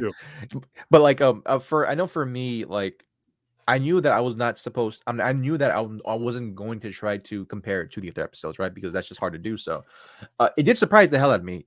Comes I think episode 3, right? Episode 3, and it was really well done in the later part of the series because the first 2 episodes was cool, was fun. It was a little bit, it had very much the feel of the Christmas special, TV show or movie, right? It felt very much that way, and then it got super serious and really, really freaking good. Episode 3 onward, yeah. and yeah, it was definitely some of the better, if not, yeah, probably the best, one of the best episodes in the whole, like Disney Plus, MCU, TV shows for me. Episode 3 specifically, episode 4 was really freaking great as well. Episode 5, all the way up to 6. Actually, 6 felt more like the not a letdown, but it was on the decline of the curve Yeah. because like But it was overall a fun time, man. It was a really freaking fun time. It's for me, it's number two. It's number two on the Disney Plus side of things, where it very much felt like, because of how much of a surprise it was and Yeah. how controlled it was, it felt like Hawkeye had a better rounded character like throughout. Like he's dealing with his past, he's trying to he's dealing with his past sins, he's trying to deal with a lot of other things aside, bring up this new girl, and then finally, bring some closure and some homage and some grace into Black Widow, thanking Natasha for her service, and finding time to relent now. Like, okay, we can actually try to mourn her, because it felt like we haven't mourned her at all in the other series. So, but yeah, man, it was a great surprise. It was a really good surprise for me. Where we Yeah, like left off in yeah, episode 4 yeah. was the big reveal. Oh gosh, oh Yelena no, Belova, Elena. big action sequence, probably one of the best fight scenes that we've seen in the In a Disney minute. Plus MCU Yeah. storytelling. I put it right Um, there with anything. I put it right there with in anything that freaking Shang-Chi and I right would say now. it could be one of the top fight scenes of the MCU. Period. Yeah. Still, the scaffolding scene in Shang Chi is probably one of my favorite fight scenes in the Mm, MCU. So we end with this great fight scene. It's Hawkeye, it's Kate Bishop, yeah. um, it's Echo, Yep. and it's now the unmasked Yelena Belova. She, of course, the episode ends. She jumps off the Like a building. freaking Kate bozo. Bishop is fired by Hawkeye. Yeah. You're not my partner. Someone just hired a Black Widow assassin to come kill me. Blah It's blah super blah. serious now. Yeah. So that's how it ends. She goes back dejected back home. Her mom is both excited and upset that her daughter is home safe and not Yeah. with an Avenger. Yeah. And this leads to her spilling the beans of what she knows about her, what we assume is to be her future stepfather, Yeah. um, Jack Deshane, I think it is. Did Duquesne some of that? Yeah. Yeah, the swordsman. Yeah. So her mother's boyfriend Jack, there's something up to him. He's got this shell company, blah blah blah blah.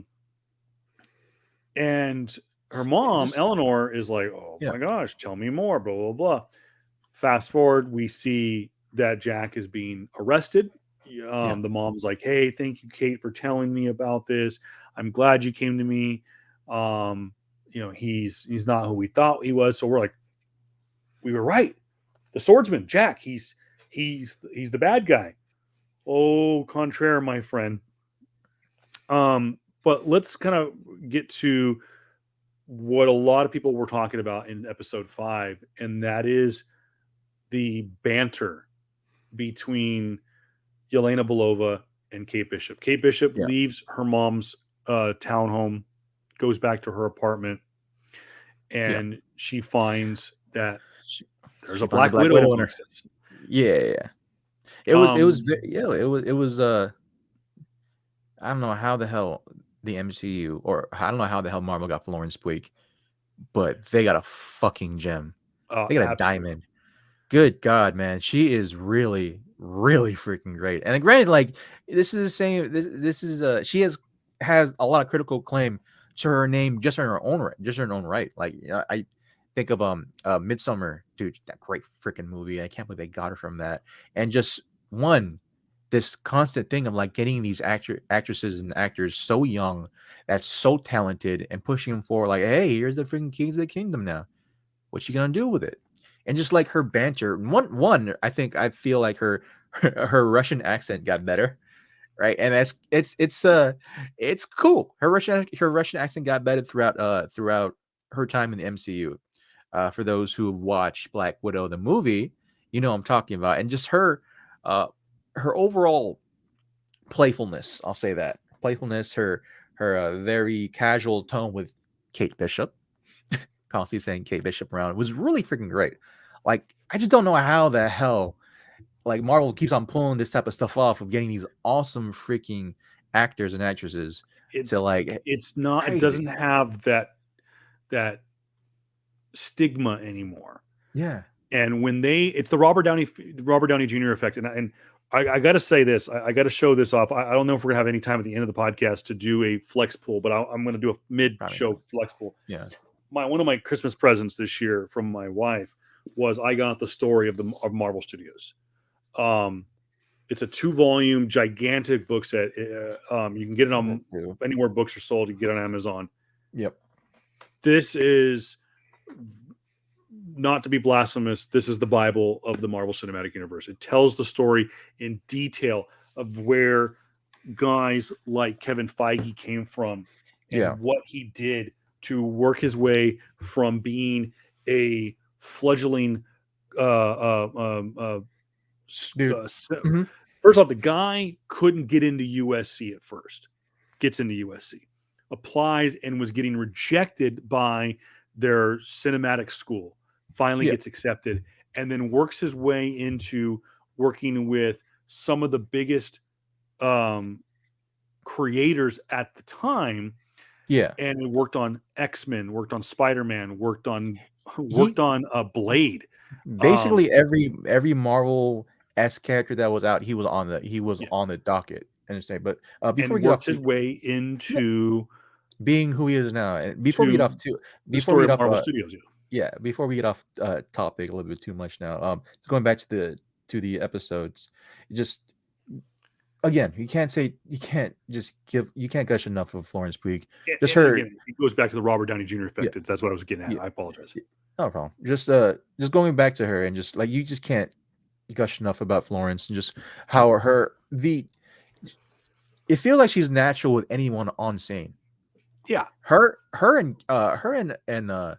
Haley just are so enigmatic with each other. Like, granted, they're millennial kids, right? So there's that millennial type of thing where, like, you're able to talk, and the ego is super low. When I feel like just for them to have these type of like just like millennial-esque remarks and comments for each other. I'll just say that.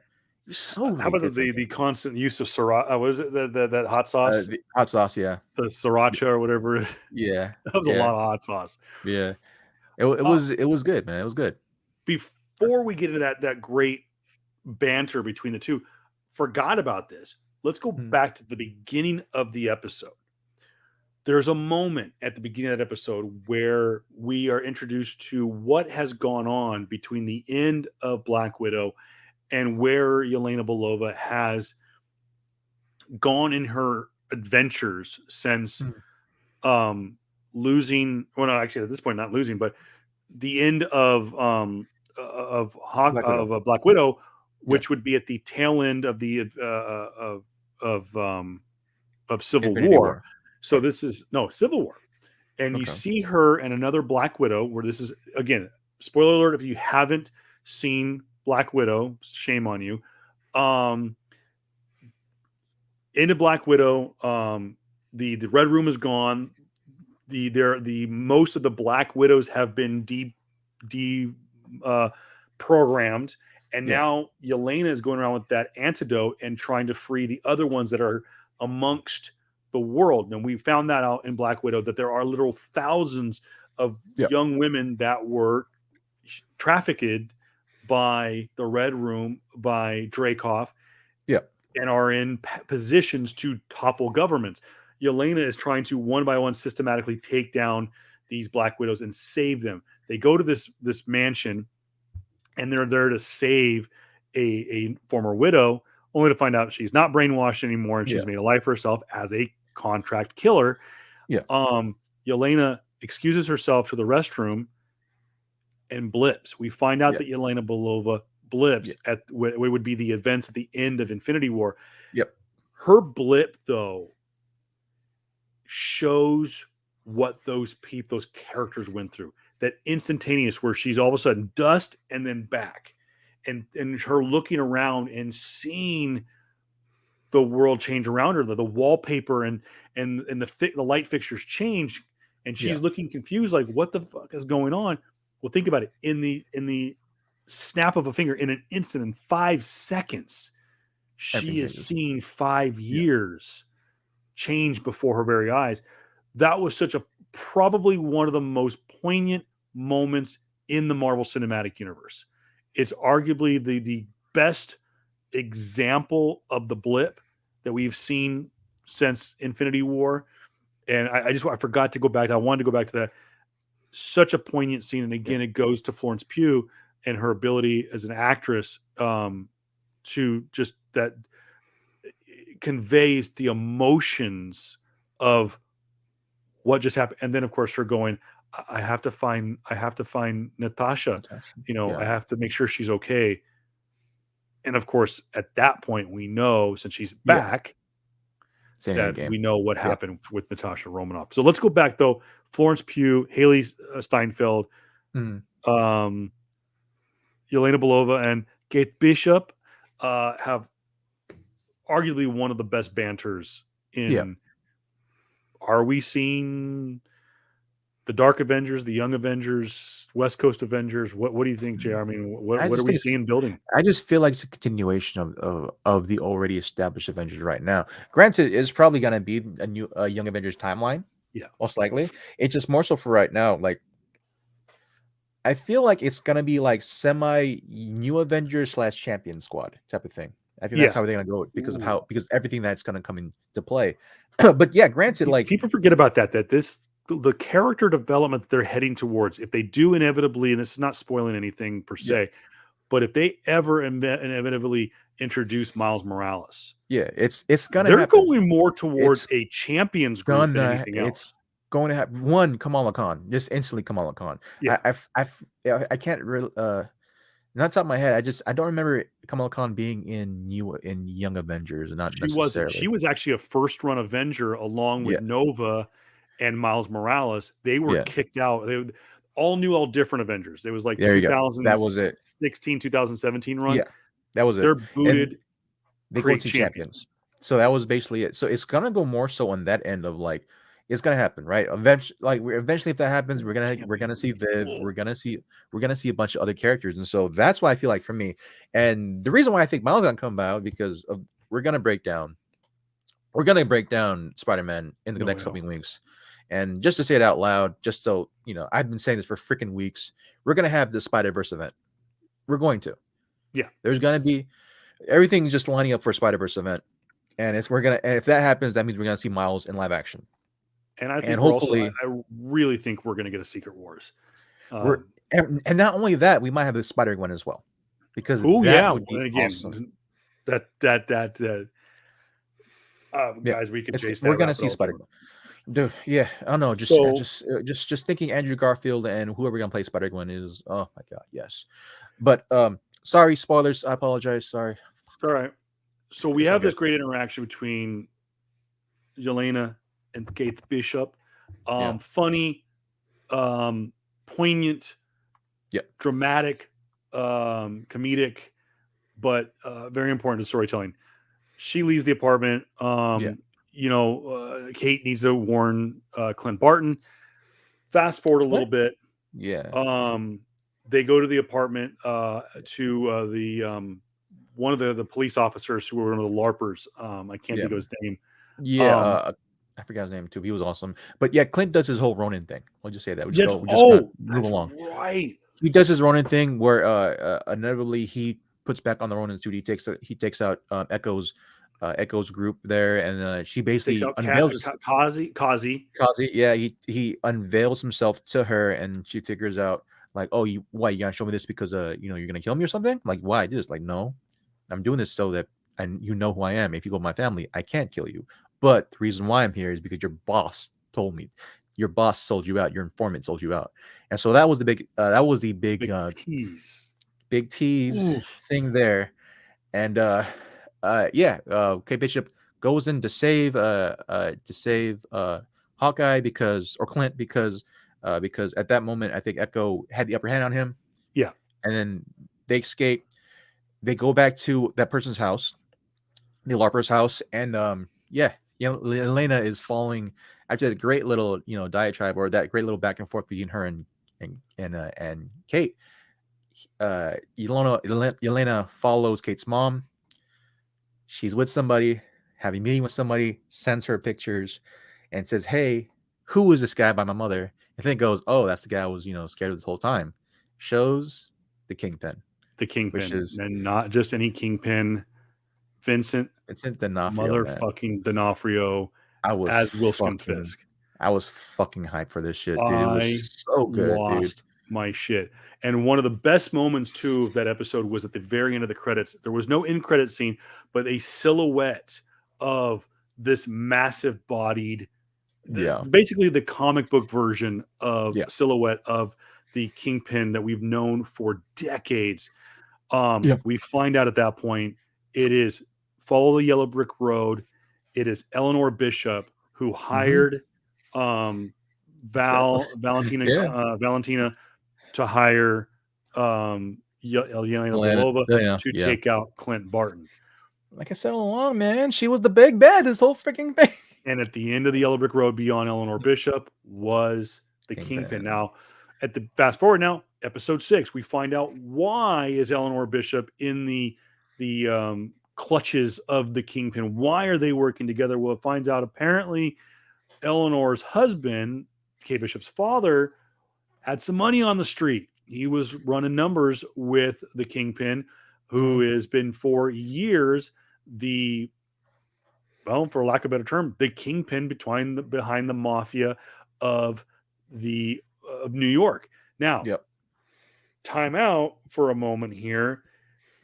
It has been confirmed by both Kevin Feige and Vincent D'Onofrio that the Kingpin, the Wilson Fisk that we see in Hawkeye, is the same Kingpin and Wilson Fisk from the Marvel Netflix Daredevil series. Yep.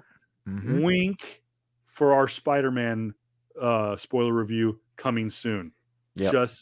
Just saying. Okay. Yeah. Just saying. It's out there. Which is So yeah. holy, and by the way, cinematographer for shooting Vincent D'Onofrio made him look massive. He's a big guy. He always beefed up for that role. They shot him, and he looked like fucking Kingpin. He looked great. I will say though, I think because of his age and just where he's at in life, he got a little bit skinnier in comparison to his like first couple seasons of got a little Kingpin, turkey neck going, yeah, which is fine. You know, I want him to possibly play Kingpin as long life as he fucking can. That's great. Even though he got slimmed down a little bit, maybe a bodysuit a la I think they've Thor, said that they I think they've said that because it was so secretive, he had to be careful about putting on the pounds because it would have given it away. He did look skinnier and less full. Obviously, he's an older gentleman than where he was 6-7 years ago when he shot season 1 of Daredevil. But they shot him well. They did. I think they said they had a bodysuit on him. Yeah. They trimmed the white suit, by the way, that first scene in the white suit and the freaking cane. Oh, just the attention to detail. Yeah, he was great. That voice, that gravelly, like, and one of my friends is watching Daredevil for the first time and is in love with Wilson Fisk. Yeah, Wilson. The way D'Onofrio plays him, great, just like he's at any given time, he's gonna snap your neck. Yeah. Or put your head into a SUV door and possibly just keep on banging. It's great to have him back. It's like when I first freaking saw in episode 6, we're starting episode 6 now, and his walk, like you just ultimately see him, and it's Vincent D'Onofrio. He sits down and he's very much the exact same mannerisms, the exact same, attention to detail, that little the twitch of his lips, and like his constant use of like his speech pattern. Right. I'm like, okay, he's in it. It's great. This is it. He's serious. And he was hella menacing, dude, and I love it. For those who are wondering about the continuity, okay, the events of let's go back in time. The events of season 3 of the sequence of events that take place in the Marvel Netflix Daredevil series. We know that with Daredevil episode or Daredevil season 1, we know that the events of Daredevil season 1 takes place shortly after the events of Avengers. Yeah. and the rebuilding of New York. It's not like right after, but it's a year or two removed from the events of Avengers, which in continuity takes place in about like 2010 to 2012. It's pretty close Yeah. to real time. So we Yeah. know that the events of Netflix's Daredevil probably starts around 2013. Yeah. They don't make any other real reference to the events of the Marvel Cinematic Universe. So it's assumed that the events of Daredevil and all the other Netflix shows probably all are crammed into a continuity 3 or 4 years. So Yeah. we're looking like everything probably took place prior to the blip. Yeah. Because again, none of the characters blipped in the Netflix shows. I would assume, and a lot of fans think this, that the events and of course the final episode of the Netflix series was Jessica Jones season 3. Yeah. So you have Daredevil, Luke Cage, the Defenders, Jessica Jones, Iron Yeah. Fist, and Punisher. I believe all take place prior to Infinity War. Yeah. So with that said, the last we saw Wilson Fisk was him being arrested. He was at the Presidential Hotel, which, by the way, we saw in episode 1 of Hawkeye. Yeah. Yeah. Last we knew, Wilson Fisk owned that building. Assumed he still does. So fans, let's go back to see episode 6. Why is Wilson Fisk in the back of like a Chinese laundromat in some like just an office that Wilson Fisk would never be in? Why? Yeah. Why not? He's gotten out of prison. He is arguably one of the most notable figureheads in New York City based on his social standings in the Netflix Daredevil series. Why is he in this laundromat, and why is he so clandestine? That's why, and I think that he is in hiding, much like he is in some aspects of the comic books. Yes, he was the mayor of New York, and he did all this stuff. He was this massive figure, but there were times where he was very clandestine, very secretive in the comic books, and I think that's what we saw with this series, is that Wilson Fisk is now gone underground and he's working shadow games. Yeah, which it sounds very much like Wilson Fisk's character in general. Anyway, he's very much, even though in the Netflix series, he was that way a little bit. Granted, like the Netflix series, he was a lot more of a public figure in a certain sense too. His name was out there. He was being cohorts with like certain big public figures in New York, were mayor or so in the time. But I do feel like I had this theory up for a while, for a minute, where I'm thinking like, how would they introduce the Netflix Marvel film or Marvel's TV shows? And one of the theories that I thought was like, maybe when either Tony or not Tony, but the Hulk, Professor Hulk, right? When he first initially snapped, I wondered if when he snapped, bringing people back, he actually brought other realities into his own reality too, and they already kind of established himself through that timeline. That was one of the things. Because like, how are you gonna, if somehow we're gonna have Wilson Fisk and all these characters come to the MCU, how is that going to transition work? That was one possible thing too. The other thing is that they're just gonna kind of shoot it in the rug and possibly make sense of it somehow, which is gonna happen in the Echo series. Yeah. Where they're gonna try to make sense of it. And so Wilson Fisk at this point in time has always been part of the MCU now. Has always been part in continuity. And it very much fits his character, where he just underground, he's gonna just try to rebuild his empire. Daredevil was a name, and it still is a name that I'm guessing has been part of it for so long, the MCU for so long now. And he's just been doing his own thing in his own neighborhood, a la Spider-Man. So again, granted how that come to be, we'll go to that bridge. We'll cross that bridge eventually when Echo series comes out. I think sometime, was it next year or this year? Well, one of those. I think it's rumored to be at the tail end of this year, but I have to imagine that Echo is probably, they've got a pretty crammed schedule. We do have a few more episodes of Book of Boba Fett. We're one episode in. I think it's a 6-episode season. I'm not 100% sure. Yeah. So even if it goes to 8, like Mandalorian it's fine. We've got, I think She-Hulk. It's either She-Hulk or Moon Knight is next. Yeah.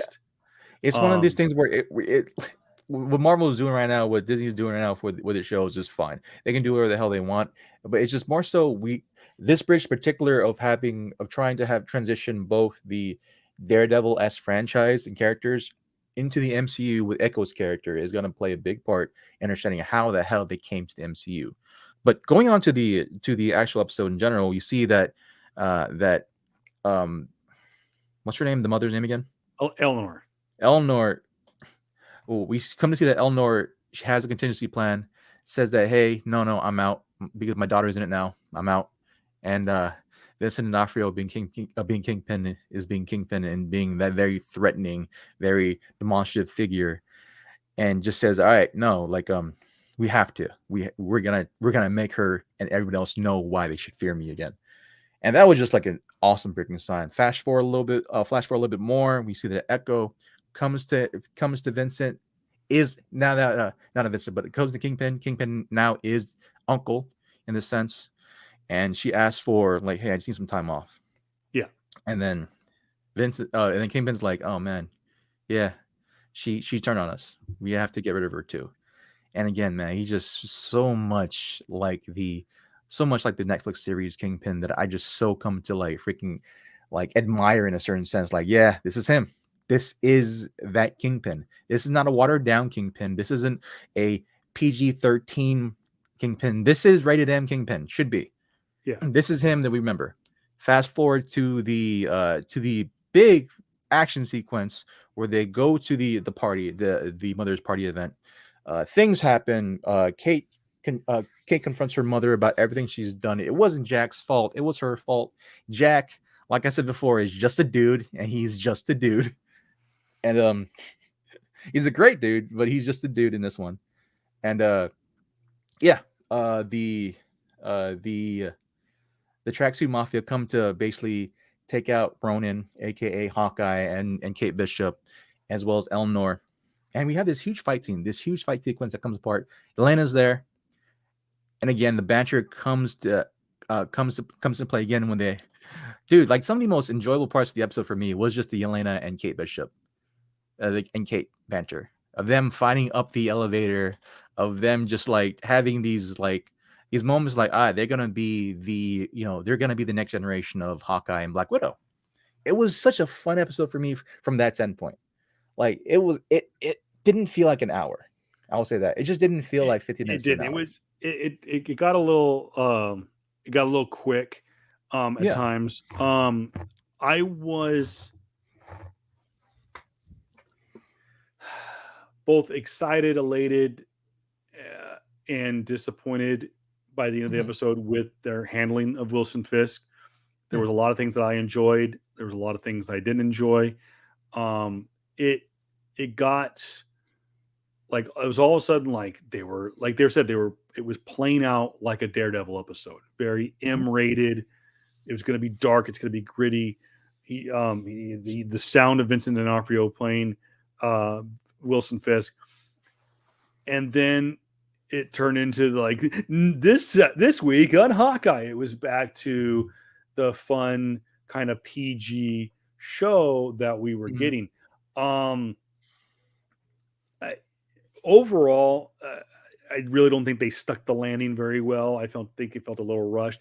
But we go to the party. We find now that Kate and Clint's friends from the NYPD, the LARPers, are involved with their little crew trying to take down Eleanor Bishop. They know now is the big reveal.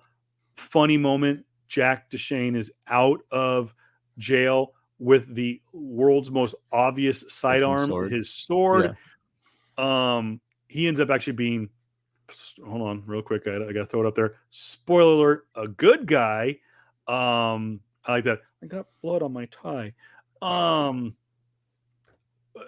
think that was a saving grace of the episode. Of course, then we see the big costume reveal that the LARPers made for the our twin heroes, which were very comic accurate, including the big arrow pointing down on Clint's costume. We didn't get to see the mask. I know people were disappointed with that, but whatever. It's stupid and it's from 1967.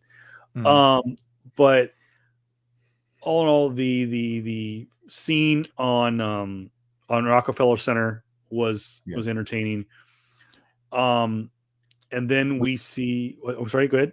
we get a moment too, like even though this happened with Vincent D'Onofrio and Kate Bishop, we get a moment with Yelena Belova and with Yelena and Hawkeye or and Clint, about Natasha and how like Oh yeah, yeah, it was a beautiful scene. It was a great scene because like it was it felt like a lot of the fans like just try to materialize their feelings of how they feel like Natasha was done dirty by MCU, right? yeah, Into Yelena, and Yelena feels the same. And like Yelena was like, dude, like if I was there, she would be safe. And Kate's like, and Clint's like, no, she beat me. yeah. You wouldn't. If you know her, she'd do this. She'd sacrifice herself. Like she would. And like yeah, that was a beautiful scene. And again, big ups to Florence because her acting in that particular scene, she could go from like funny and quirky and zany in one scene with Kate Bishop, fighting through offices, right, going through things and like having these freaking lines like, Oh oh, yeah, that thing, that throw maneuver, it was great, like, don't make me like you, right? And from that scene to her basically, holding back her tears and from crying because she finally has some level of like, okay, this is some type of closure. yeah. Where great, like she showed a lot of range just right there, and it was great for me. It was really good. Just see that. But going from that point into the biggest point of contention I know for you, the Kingpin, the handling of Kingpin, Yeah.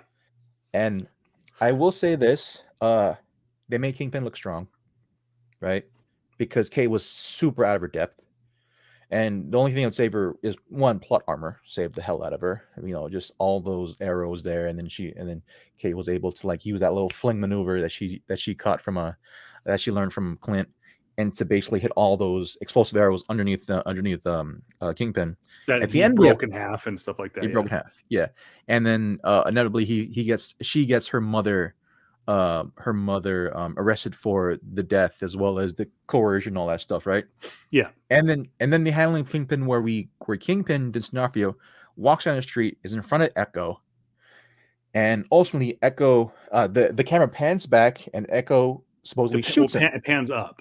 Pans up. Pans up, And and yeah, there's a gunshot. yeah. Um, now the as they call it, the Joss Whedon rule, which of course is no body, no death. Yep.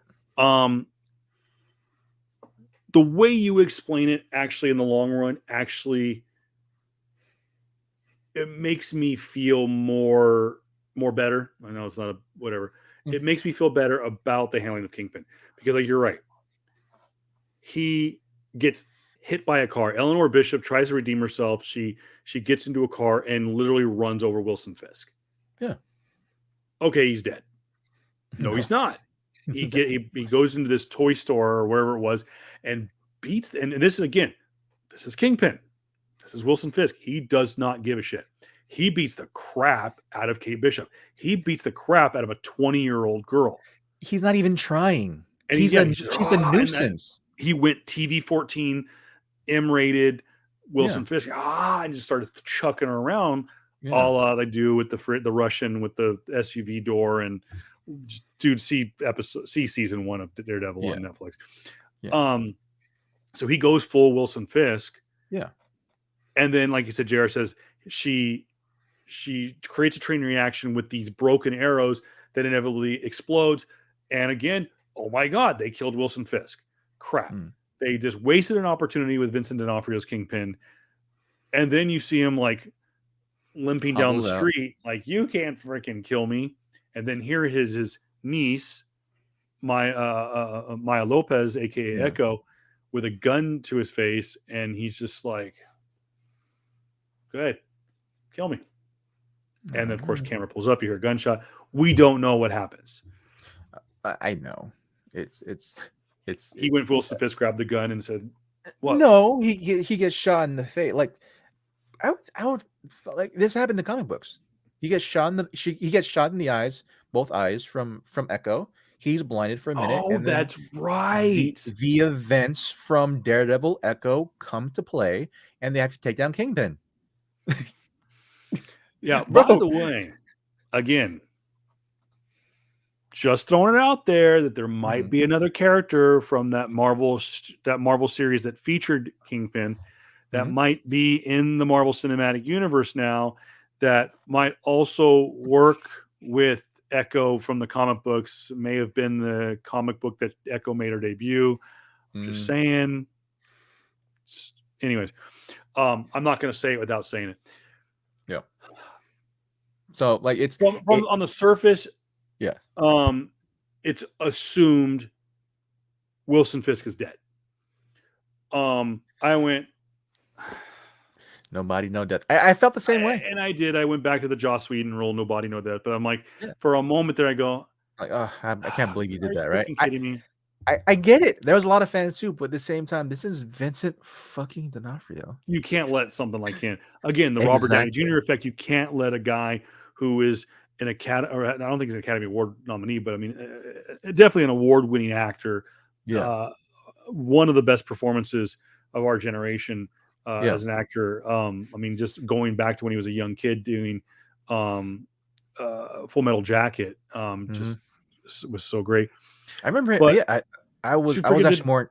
Yeah, I was more in tune with him. I think he was in which season of CSI was he? Not CSI, but not CSI, Law and Order. Law and Order. Law and Law Order, and Order. wasn't it? Yeah, Law and Order. I don't know if it was SVU or the mainline Law and Order, but No, I think, oh, shit, the you're two right. years he was in. Yeah, the 2 years he was in it, or the 1 year he was in it. I think he won. He won an He award may have for it. won an Emmy. Yeah, Yeah, he won an Emmy for it. And so like I knew for a damn fact if you get this guy, he's gonna be there. And I feel like this is one of those like typical the end of Hawkeye was that stereotypical like you gotta put a bow and everything because it's a comic no it's a Christmas special type of thing, right? yeah, That's how you get it. And then from that point on, I knew that the darker tone Daredevil and Echo because Echo can be incredibly fucking dark, yeah, inc- absolutely. We got incredibly some dark. teases of it. Yeah, I'm not fully putting my stamp on her just yet on the actress, but she is definitely growing on me. I'll say that. I got to see her for more than 15 minutes Yeah, of an episode. I guess I gotta Alako say that. I got to see her for more. Yeah, Alako Cox. Cox as Maya Lopez. Like Jr. mentioned, she's a dark character in the comic books. Super dark. But she's got a dark past. I mean, they made her cute and cuddly with the little girl that played her Yeah. brilliantly in episode 3, I think it was. Yeah, I think it's episode 3. Two. Um, Episode 2. episode 2. I apologize, but she No, is it a was dark episode 2. character, and I think there's a darkness to Alaqua Cox's portrayal and everything, how they shot her, how they lit the scenes that she was in. Yeah. They really played on that darkness of a anti-hero character, a la some guy that has D's She as shoots initials she shoots Kingpin in the face. in the face. She shoots him in the face. So She twice. So yeah, she's supposed to be a dark did she thinking get 2 character. shots off? She gets 2 shots off. No, Okay. in the episode in this Comic one, it just one comic books. Both his She- eyes are gone from a certain standpoint. But Um, yeah, no, it's again like Echo. The Echo season 1 is gonna be Daredevil and Echo. You can't deter me from that at all.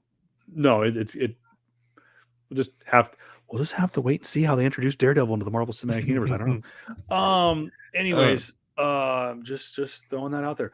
Yeah. Anyways, Wasn't it? Yeah, just to go back to Hawkeye and Kate Bishop, Hawkeye. Yeah, the story ends or the series ends with like, oh, they're all cool now. He gets the watch and he goes and he gets the watch that was supposedly of a certain origin that's important to him, particularly. The whole everything gets wrapped up in a little bow. They go back home. He makes it Clint makes it in time for Christmas.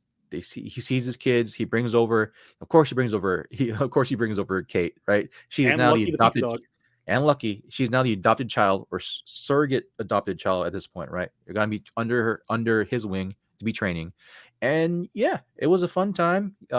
Clint gives his wife this watch. She flips it over. It's a Shield logo, right? This Rolex, the Shield logo with the initials, I think it was 11 or No, 13. 19. 19. 19. 19. All I know is that initial, of course, is supposed to be uh oh my god, Mockingbird. Mockingbird, Agent 19, Mockingbird. Just Mockingbird. and even in Agents of Shield, the TV Yep. show on ABC, Bobby Morse played Adriana by Palicki. I can't think of her name, Adriana Palicki? Adrian Palacchia. Who, when and there was a Mockingbird book out at that very moment Yep. when they had her on the series. She played Bobby Morris well. And by the way, when Bobby Morris is removed from the show Agents of Shield, it's one of my favorite episodes in the series. It was A Spy's Goodbye, was the episode, and it's emotional. It's arguably, like I said, one of the best episodes of the series. So people wanted to know, okay, does this finally answer the question? Does Agents of Shield not exist in the mainline Marvel Cinematic Universe? I really think that they're pushing that direction. Obviously, with the Darkhold being brought back in WandaVision, and it's not the same Darkhold as the one we saw last with Robbie Reyes in season 3 of Agents of Shield. Obviously, the timelines don't match up. They dealt a little bit with the multiverse and time travel and space and whatever in the last 2 seasons of Shield. So they kind of worked their way out storyline of like they kind of removed themselves from the main Marvel Cinematic Universe. I think that there's still room that you could go wink. Agents of Shield technically exists, but I know it doesn't. I'm becoming more and more to grips with the fact, because it's one thing you could say that Laura Barton was a Mockingbird, a la like there was the Black Widows from the Red Room, but when they full on named her Agent 19, which I guess they technically didn't. They wink, she's Agent 19, and Bobby Morris in Agents of Shield is also referred to as Agent 19. It's going. Laura Barton is Bobby Morris. Bobby Morris is Laura Barton. In the comics too, Bobby Morris dated Clint. That's the in thing. the comics People as realize well. that Laura Barton and Bobby Morris are two different characters. Yeah, but they've become kind of an amalgamation. Yeah. Because like JR mentioned, Bobby Morris and Clint Barton dated in the comic book. So granted, Bobby Morris also dated Spider-Man too. Dated Peter after he lost his corporation too. But it's just comics again. It's weird. It's comics. Yes, comics. But like there is, I will give you this. There is still some hope because they did love Robbie Reyes. They're a huge fan of him. I want the guy who plays. Dude, he's so good, bro. He is perfect, pitch perfect from the show. Yeah, man. It's like I know that there's still a sore spot with Shield, the series, when it comes to that, because like it was from an old era. It was a holdover from an old era of Disney, right? Yeah. That Kevin Feige had a lot of animosity towards. That was one thing. It was part of his animosity with, and again, it's explained in in the book that I mentioned, that it's his animosity with Pearl Martyr. Gabriel Luna. I was looking for his name. Gabriel Luna, who played Robbie Reyes so perfectly in season 4 of Agents of Shield. Yeah. But yeah, just again, like it was certain animosity there, but like I do feel like the show was good. It did have a lot of slow bits. It did take its time to a certain extent, but like I loved Adrienne Lee Palicki since she was in Supernatural. No, not even that. Like since she was she did Supernatural, and then she was referenced to possibly do Wonder Woman. They actually shot a pilot where she was Wonder Woman with her, and she looked great as it. And then like just from the searing fact, like she grew up on comics as well. Her brother was in comics, and she got in comics, and she from that point on, she's like, any type of superhero stuff, I'm in. I would love that. And so like she's always been one, quote unquote, one of us, right? The nerds when it wasn't cool to be a nerd type of thing. So I would love to see her anytime in anything MCU related. and that'd be great for her to come back again. Maybe the whole mantle thing does come to play because Bobby Morris and Lauren are not Lauren, Laura, Laura Laura are Barton. two different. Laura Barton are two different characters. Yeah. Absolutely. So it could be a mantle thing where, like, where Laura after, well, how old are her kids now? 18. I think it's 15? alluded that her oldest has probably closed in on it. I think the son is the oldest, Yeah. and then the The daughter. daughter and then the youngest sister. So like around like high up in like the 15, 16, 17, yeah, teen range, right?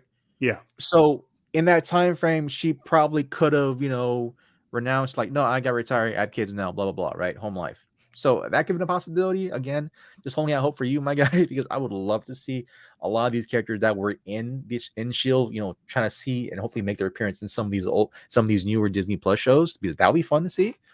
But yeah, just from that point on, we I see and the name. Go I ahead. think too, going back to the Agents of Shield too, as I Mm, think that we are. I think it's been a given that um we're gonna see Chloe Bennett's Daisy Johnson make her debut. I think that it's obvious that Ming Na Wen's Agent May is a fan favorite. I don't think you're going to go full depth and bring back Elizabeth Henstridge and bring back Fitzsimmons. But I would love for them to. Like I said, I would love for them to bring back Gabriel Luna's Robbie Reyes absolutely. as Ghost Rider. I don't think there is any other. I really don't think there's any other option. I will say this: there is a rumor going out there that we are going to see a Ghost Rider. It may be Johnny Blaze. It may be a different version. It may be an amalgamation, but it is your boy from The Walking Dead. Oh, I can't think that is rumored to have signed a deal with Marvel Studios to play the Spirit of Vengeance. We can talk about that in episodes coming up. But real quick, Jared, let's put a bow on talking about this. no, you're talking about where Norman Reedus? Yep, Norman Reedus is allegedly signed to play the Spirit of Vengeance, a Oh version. People are wow. hoping he plays Johnny Blaze, but again, it goes back to Agents of S.H.I.E.L.D. In Agents of S.H.I.E.L.D. continuity, Johnny Blaze does exist. Mm, He is the one. It's a little bit of it's out of continuity with comic books, how Robbie Reyes became the Spirit of Vengeance in the comic books. But in the Agents of S.H.I.E.L.D. continuity, Johnny Blaze gives the Spirit of Vengeance to Robbie Reyes in Agents of Shield. mhm, And so though they don't name him directly, it's Johnny Blaze in Agents of yeah. Shield. And so it's a possibility that Norman Reedus could still play him, but I know that there's rumor going around that they want to address some of the older Ghost Riders and go back into time Mm, and where the Spirit of Vengeance began prior to Johnny Blaze. So, but again, it's rumored. It's one of the worst kept secrets that Norman Reedus wants to be a part of the Marvel Cinematic Universe and he wants to play Ghost Rider. But we'll talk about in future episodes yeah. here on PS Comics. I love you. JR, we saw in 2021, we saw WandaVision, we saw Falcon the Winter Soldier, Loki, Yep. What If, and then Hawkeye. Mhm. Where does Hawkeye rank for you in the Disney Plus? Number two, what's your number Number 2. one still? Oh, of course. Hawkeye. Oh no. Number 2, Hawkeye. Number 1, of course, is always going to be Captain Falcon, Captain America, Captain and America Winter and the Soldier. Winter Soldier. Yeah. I would say I keep shuffling it. I want to say Falcon the Winter Soldier is my number one. But I think going back and having rewatched WandaVision, I understand the importance of WandaVision. So I would say probably I know it's a cop out that it's a 1 and 2. Hawkeye I would definitely put in either 2 or the 3 spot. Loki is still strong. Mm, What If I don't know. I think they struggled at the end. Hawkeye, I think would have been by episode 3 and 4. It was looking yeah. like it was going to be my number one. They struggled to stick the landing. I think they tried to rush a lot of things in episode 6, but still a very entertaining show. Disappointed with the post credit scene, but I don't know what they could have done. You're Yeah. not going to introduce Daredevil. You're not going to show us anything No. about Echo or Kingpin No. and I don't think they were going to tease anything with Moon Knight or She Hulk yet. So Mm, I guess there was really nothing they could have done in a post credit scene. So yeah, I'd say it's in my top 3. Yeah. So it's overall better than what I expected, right? oh yeah. Way better than what I expected. Some of the best choreographed fight scenes of the entirety of MCU. Yelena Belova is definitely really stole the show for me, Elena. Echo, I'm getting around to liking. There's still some parts of her. There are still some parts of her character and how and they're displaying her character that I feel like need to be more fleshed out. Granted, again, ASL, how that translates into film, she's gonna have to work a lot more on like emotional acting, like visible Yes. acting display, because a lot of the times we're like a lot of that just comes to play for me. Like, granted, of course, they wanted to stick to their gun. Marvel wanted to stick to their guns and want proper representation in that sense. And that's it's a give and take in that essence, right? It's great that you have representation, but how did that look in actual acting form? It wasn't necessarily there. Like, a lot of her scenes for me in the later half of the shows felt like, okay, it was a little bit rushed, or it wasn't that great as it should be. It shouldn't resound as much as it could be. Like, her whole the first sequence of her and Kingpin, right, should have been really fucking well done. Yeah. And Vincent just carried the whole fucking scene for her, and it shouldn't be that way. When you're in a scene with Vincent motherfucking D'Onofrio, you want to make your presence felt, and it felt like it wasn't there for me. But And again, she's gonna grow on me. So she'll grow on it, and we'll see how they do in Echo, which is due out sometime later this year. All right, guys, we're gonna wrap it up. This went a little bit longer than expected, but I think we had a lot to address, both with Hawkeye and the best of 2021. We will have a Spider-Man No Way Home spoiler full episode in the coming weeks. We will get back to some of the news and notes. If you would real quick want to put a bow on this, you want to find us on social media. PS Comics I Love You on Twitter. That's with the letter U at the end. PS Comics I Love You on Twitter. Facebook.com/PS Comics I Love You. A great place to watch our show live every week. You can also find our show on Apple Podcasts, Google Podcasts, Amazon Music, Spotify, and Anchor.fm, as well as the home of all things podcast, iHeartRadio. yes, sir. He is JR Kamakungan, the Dark King, aka DK, aka also not JR Comics 42 on Instagram. I am Kevin Pillow. Everything's Arm Day with JR at Voice of Reason 23. Thank you for your love and support, guys. I appreciate all the well wishes. I am better. I continue to get stronger every day. I'm going to hit the gym hopefully tomorrow to get back first time in almost a month back to the gym, so I can get guns like JR. As we always say, be kind, be a decent human being to your fellow man. Wear your damn mask. And as always, JR, we support and always push peace. You guys have a great night. We will see you next week. Yeah, man.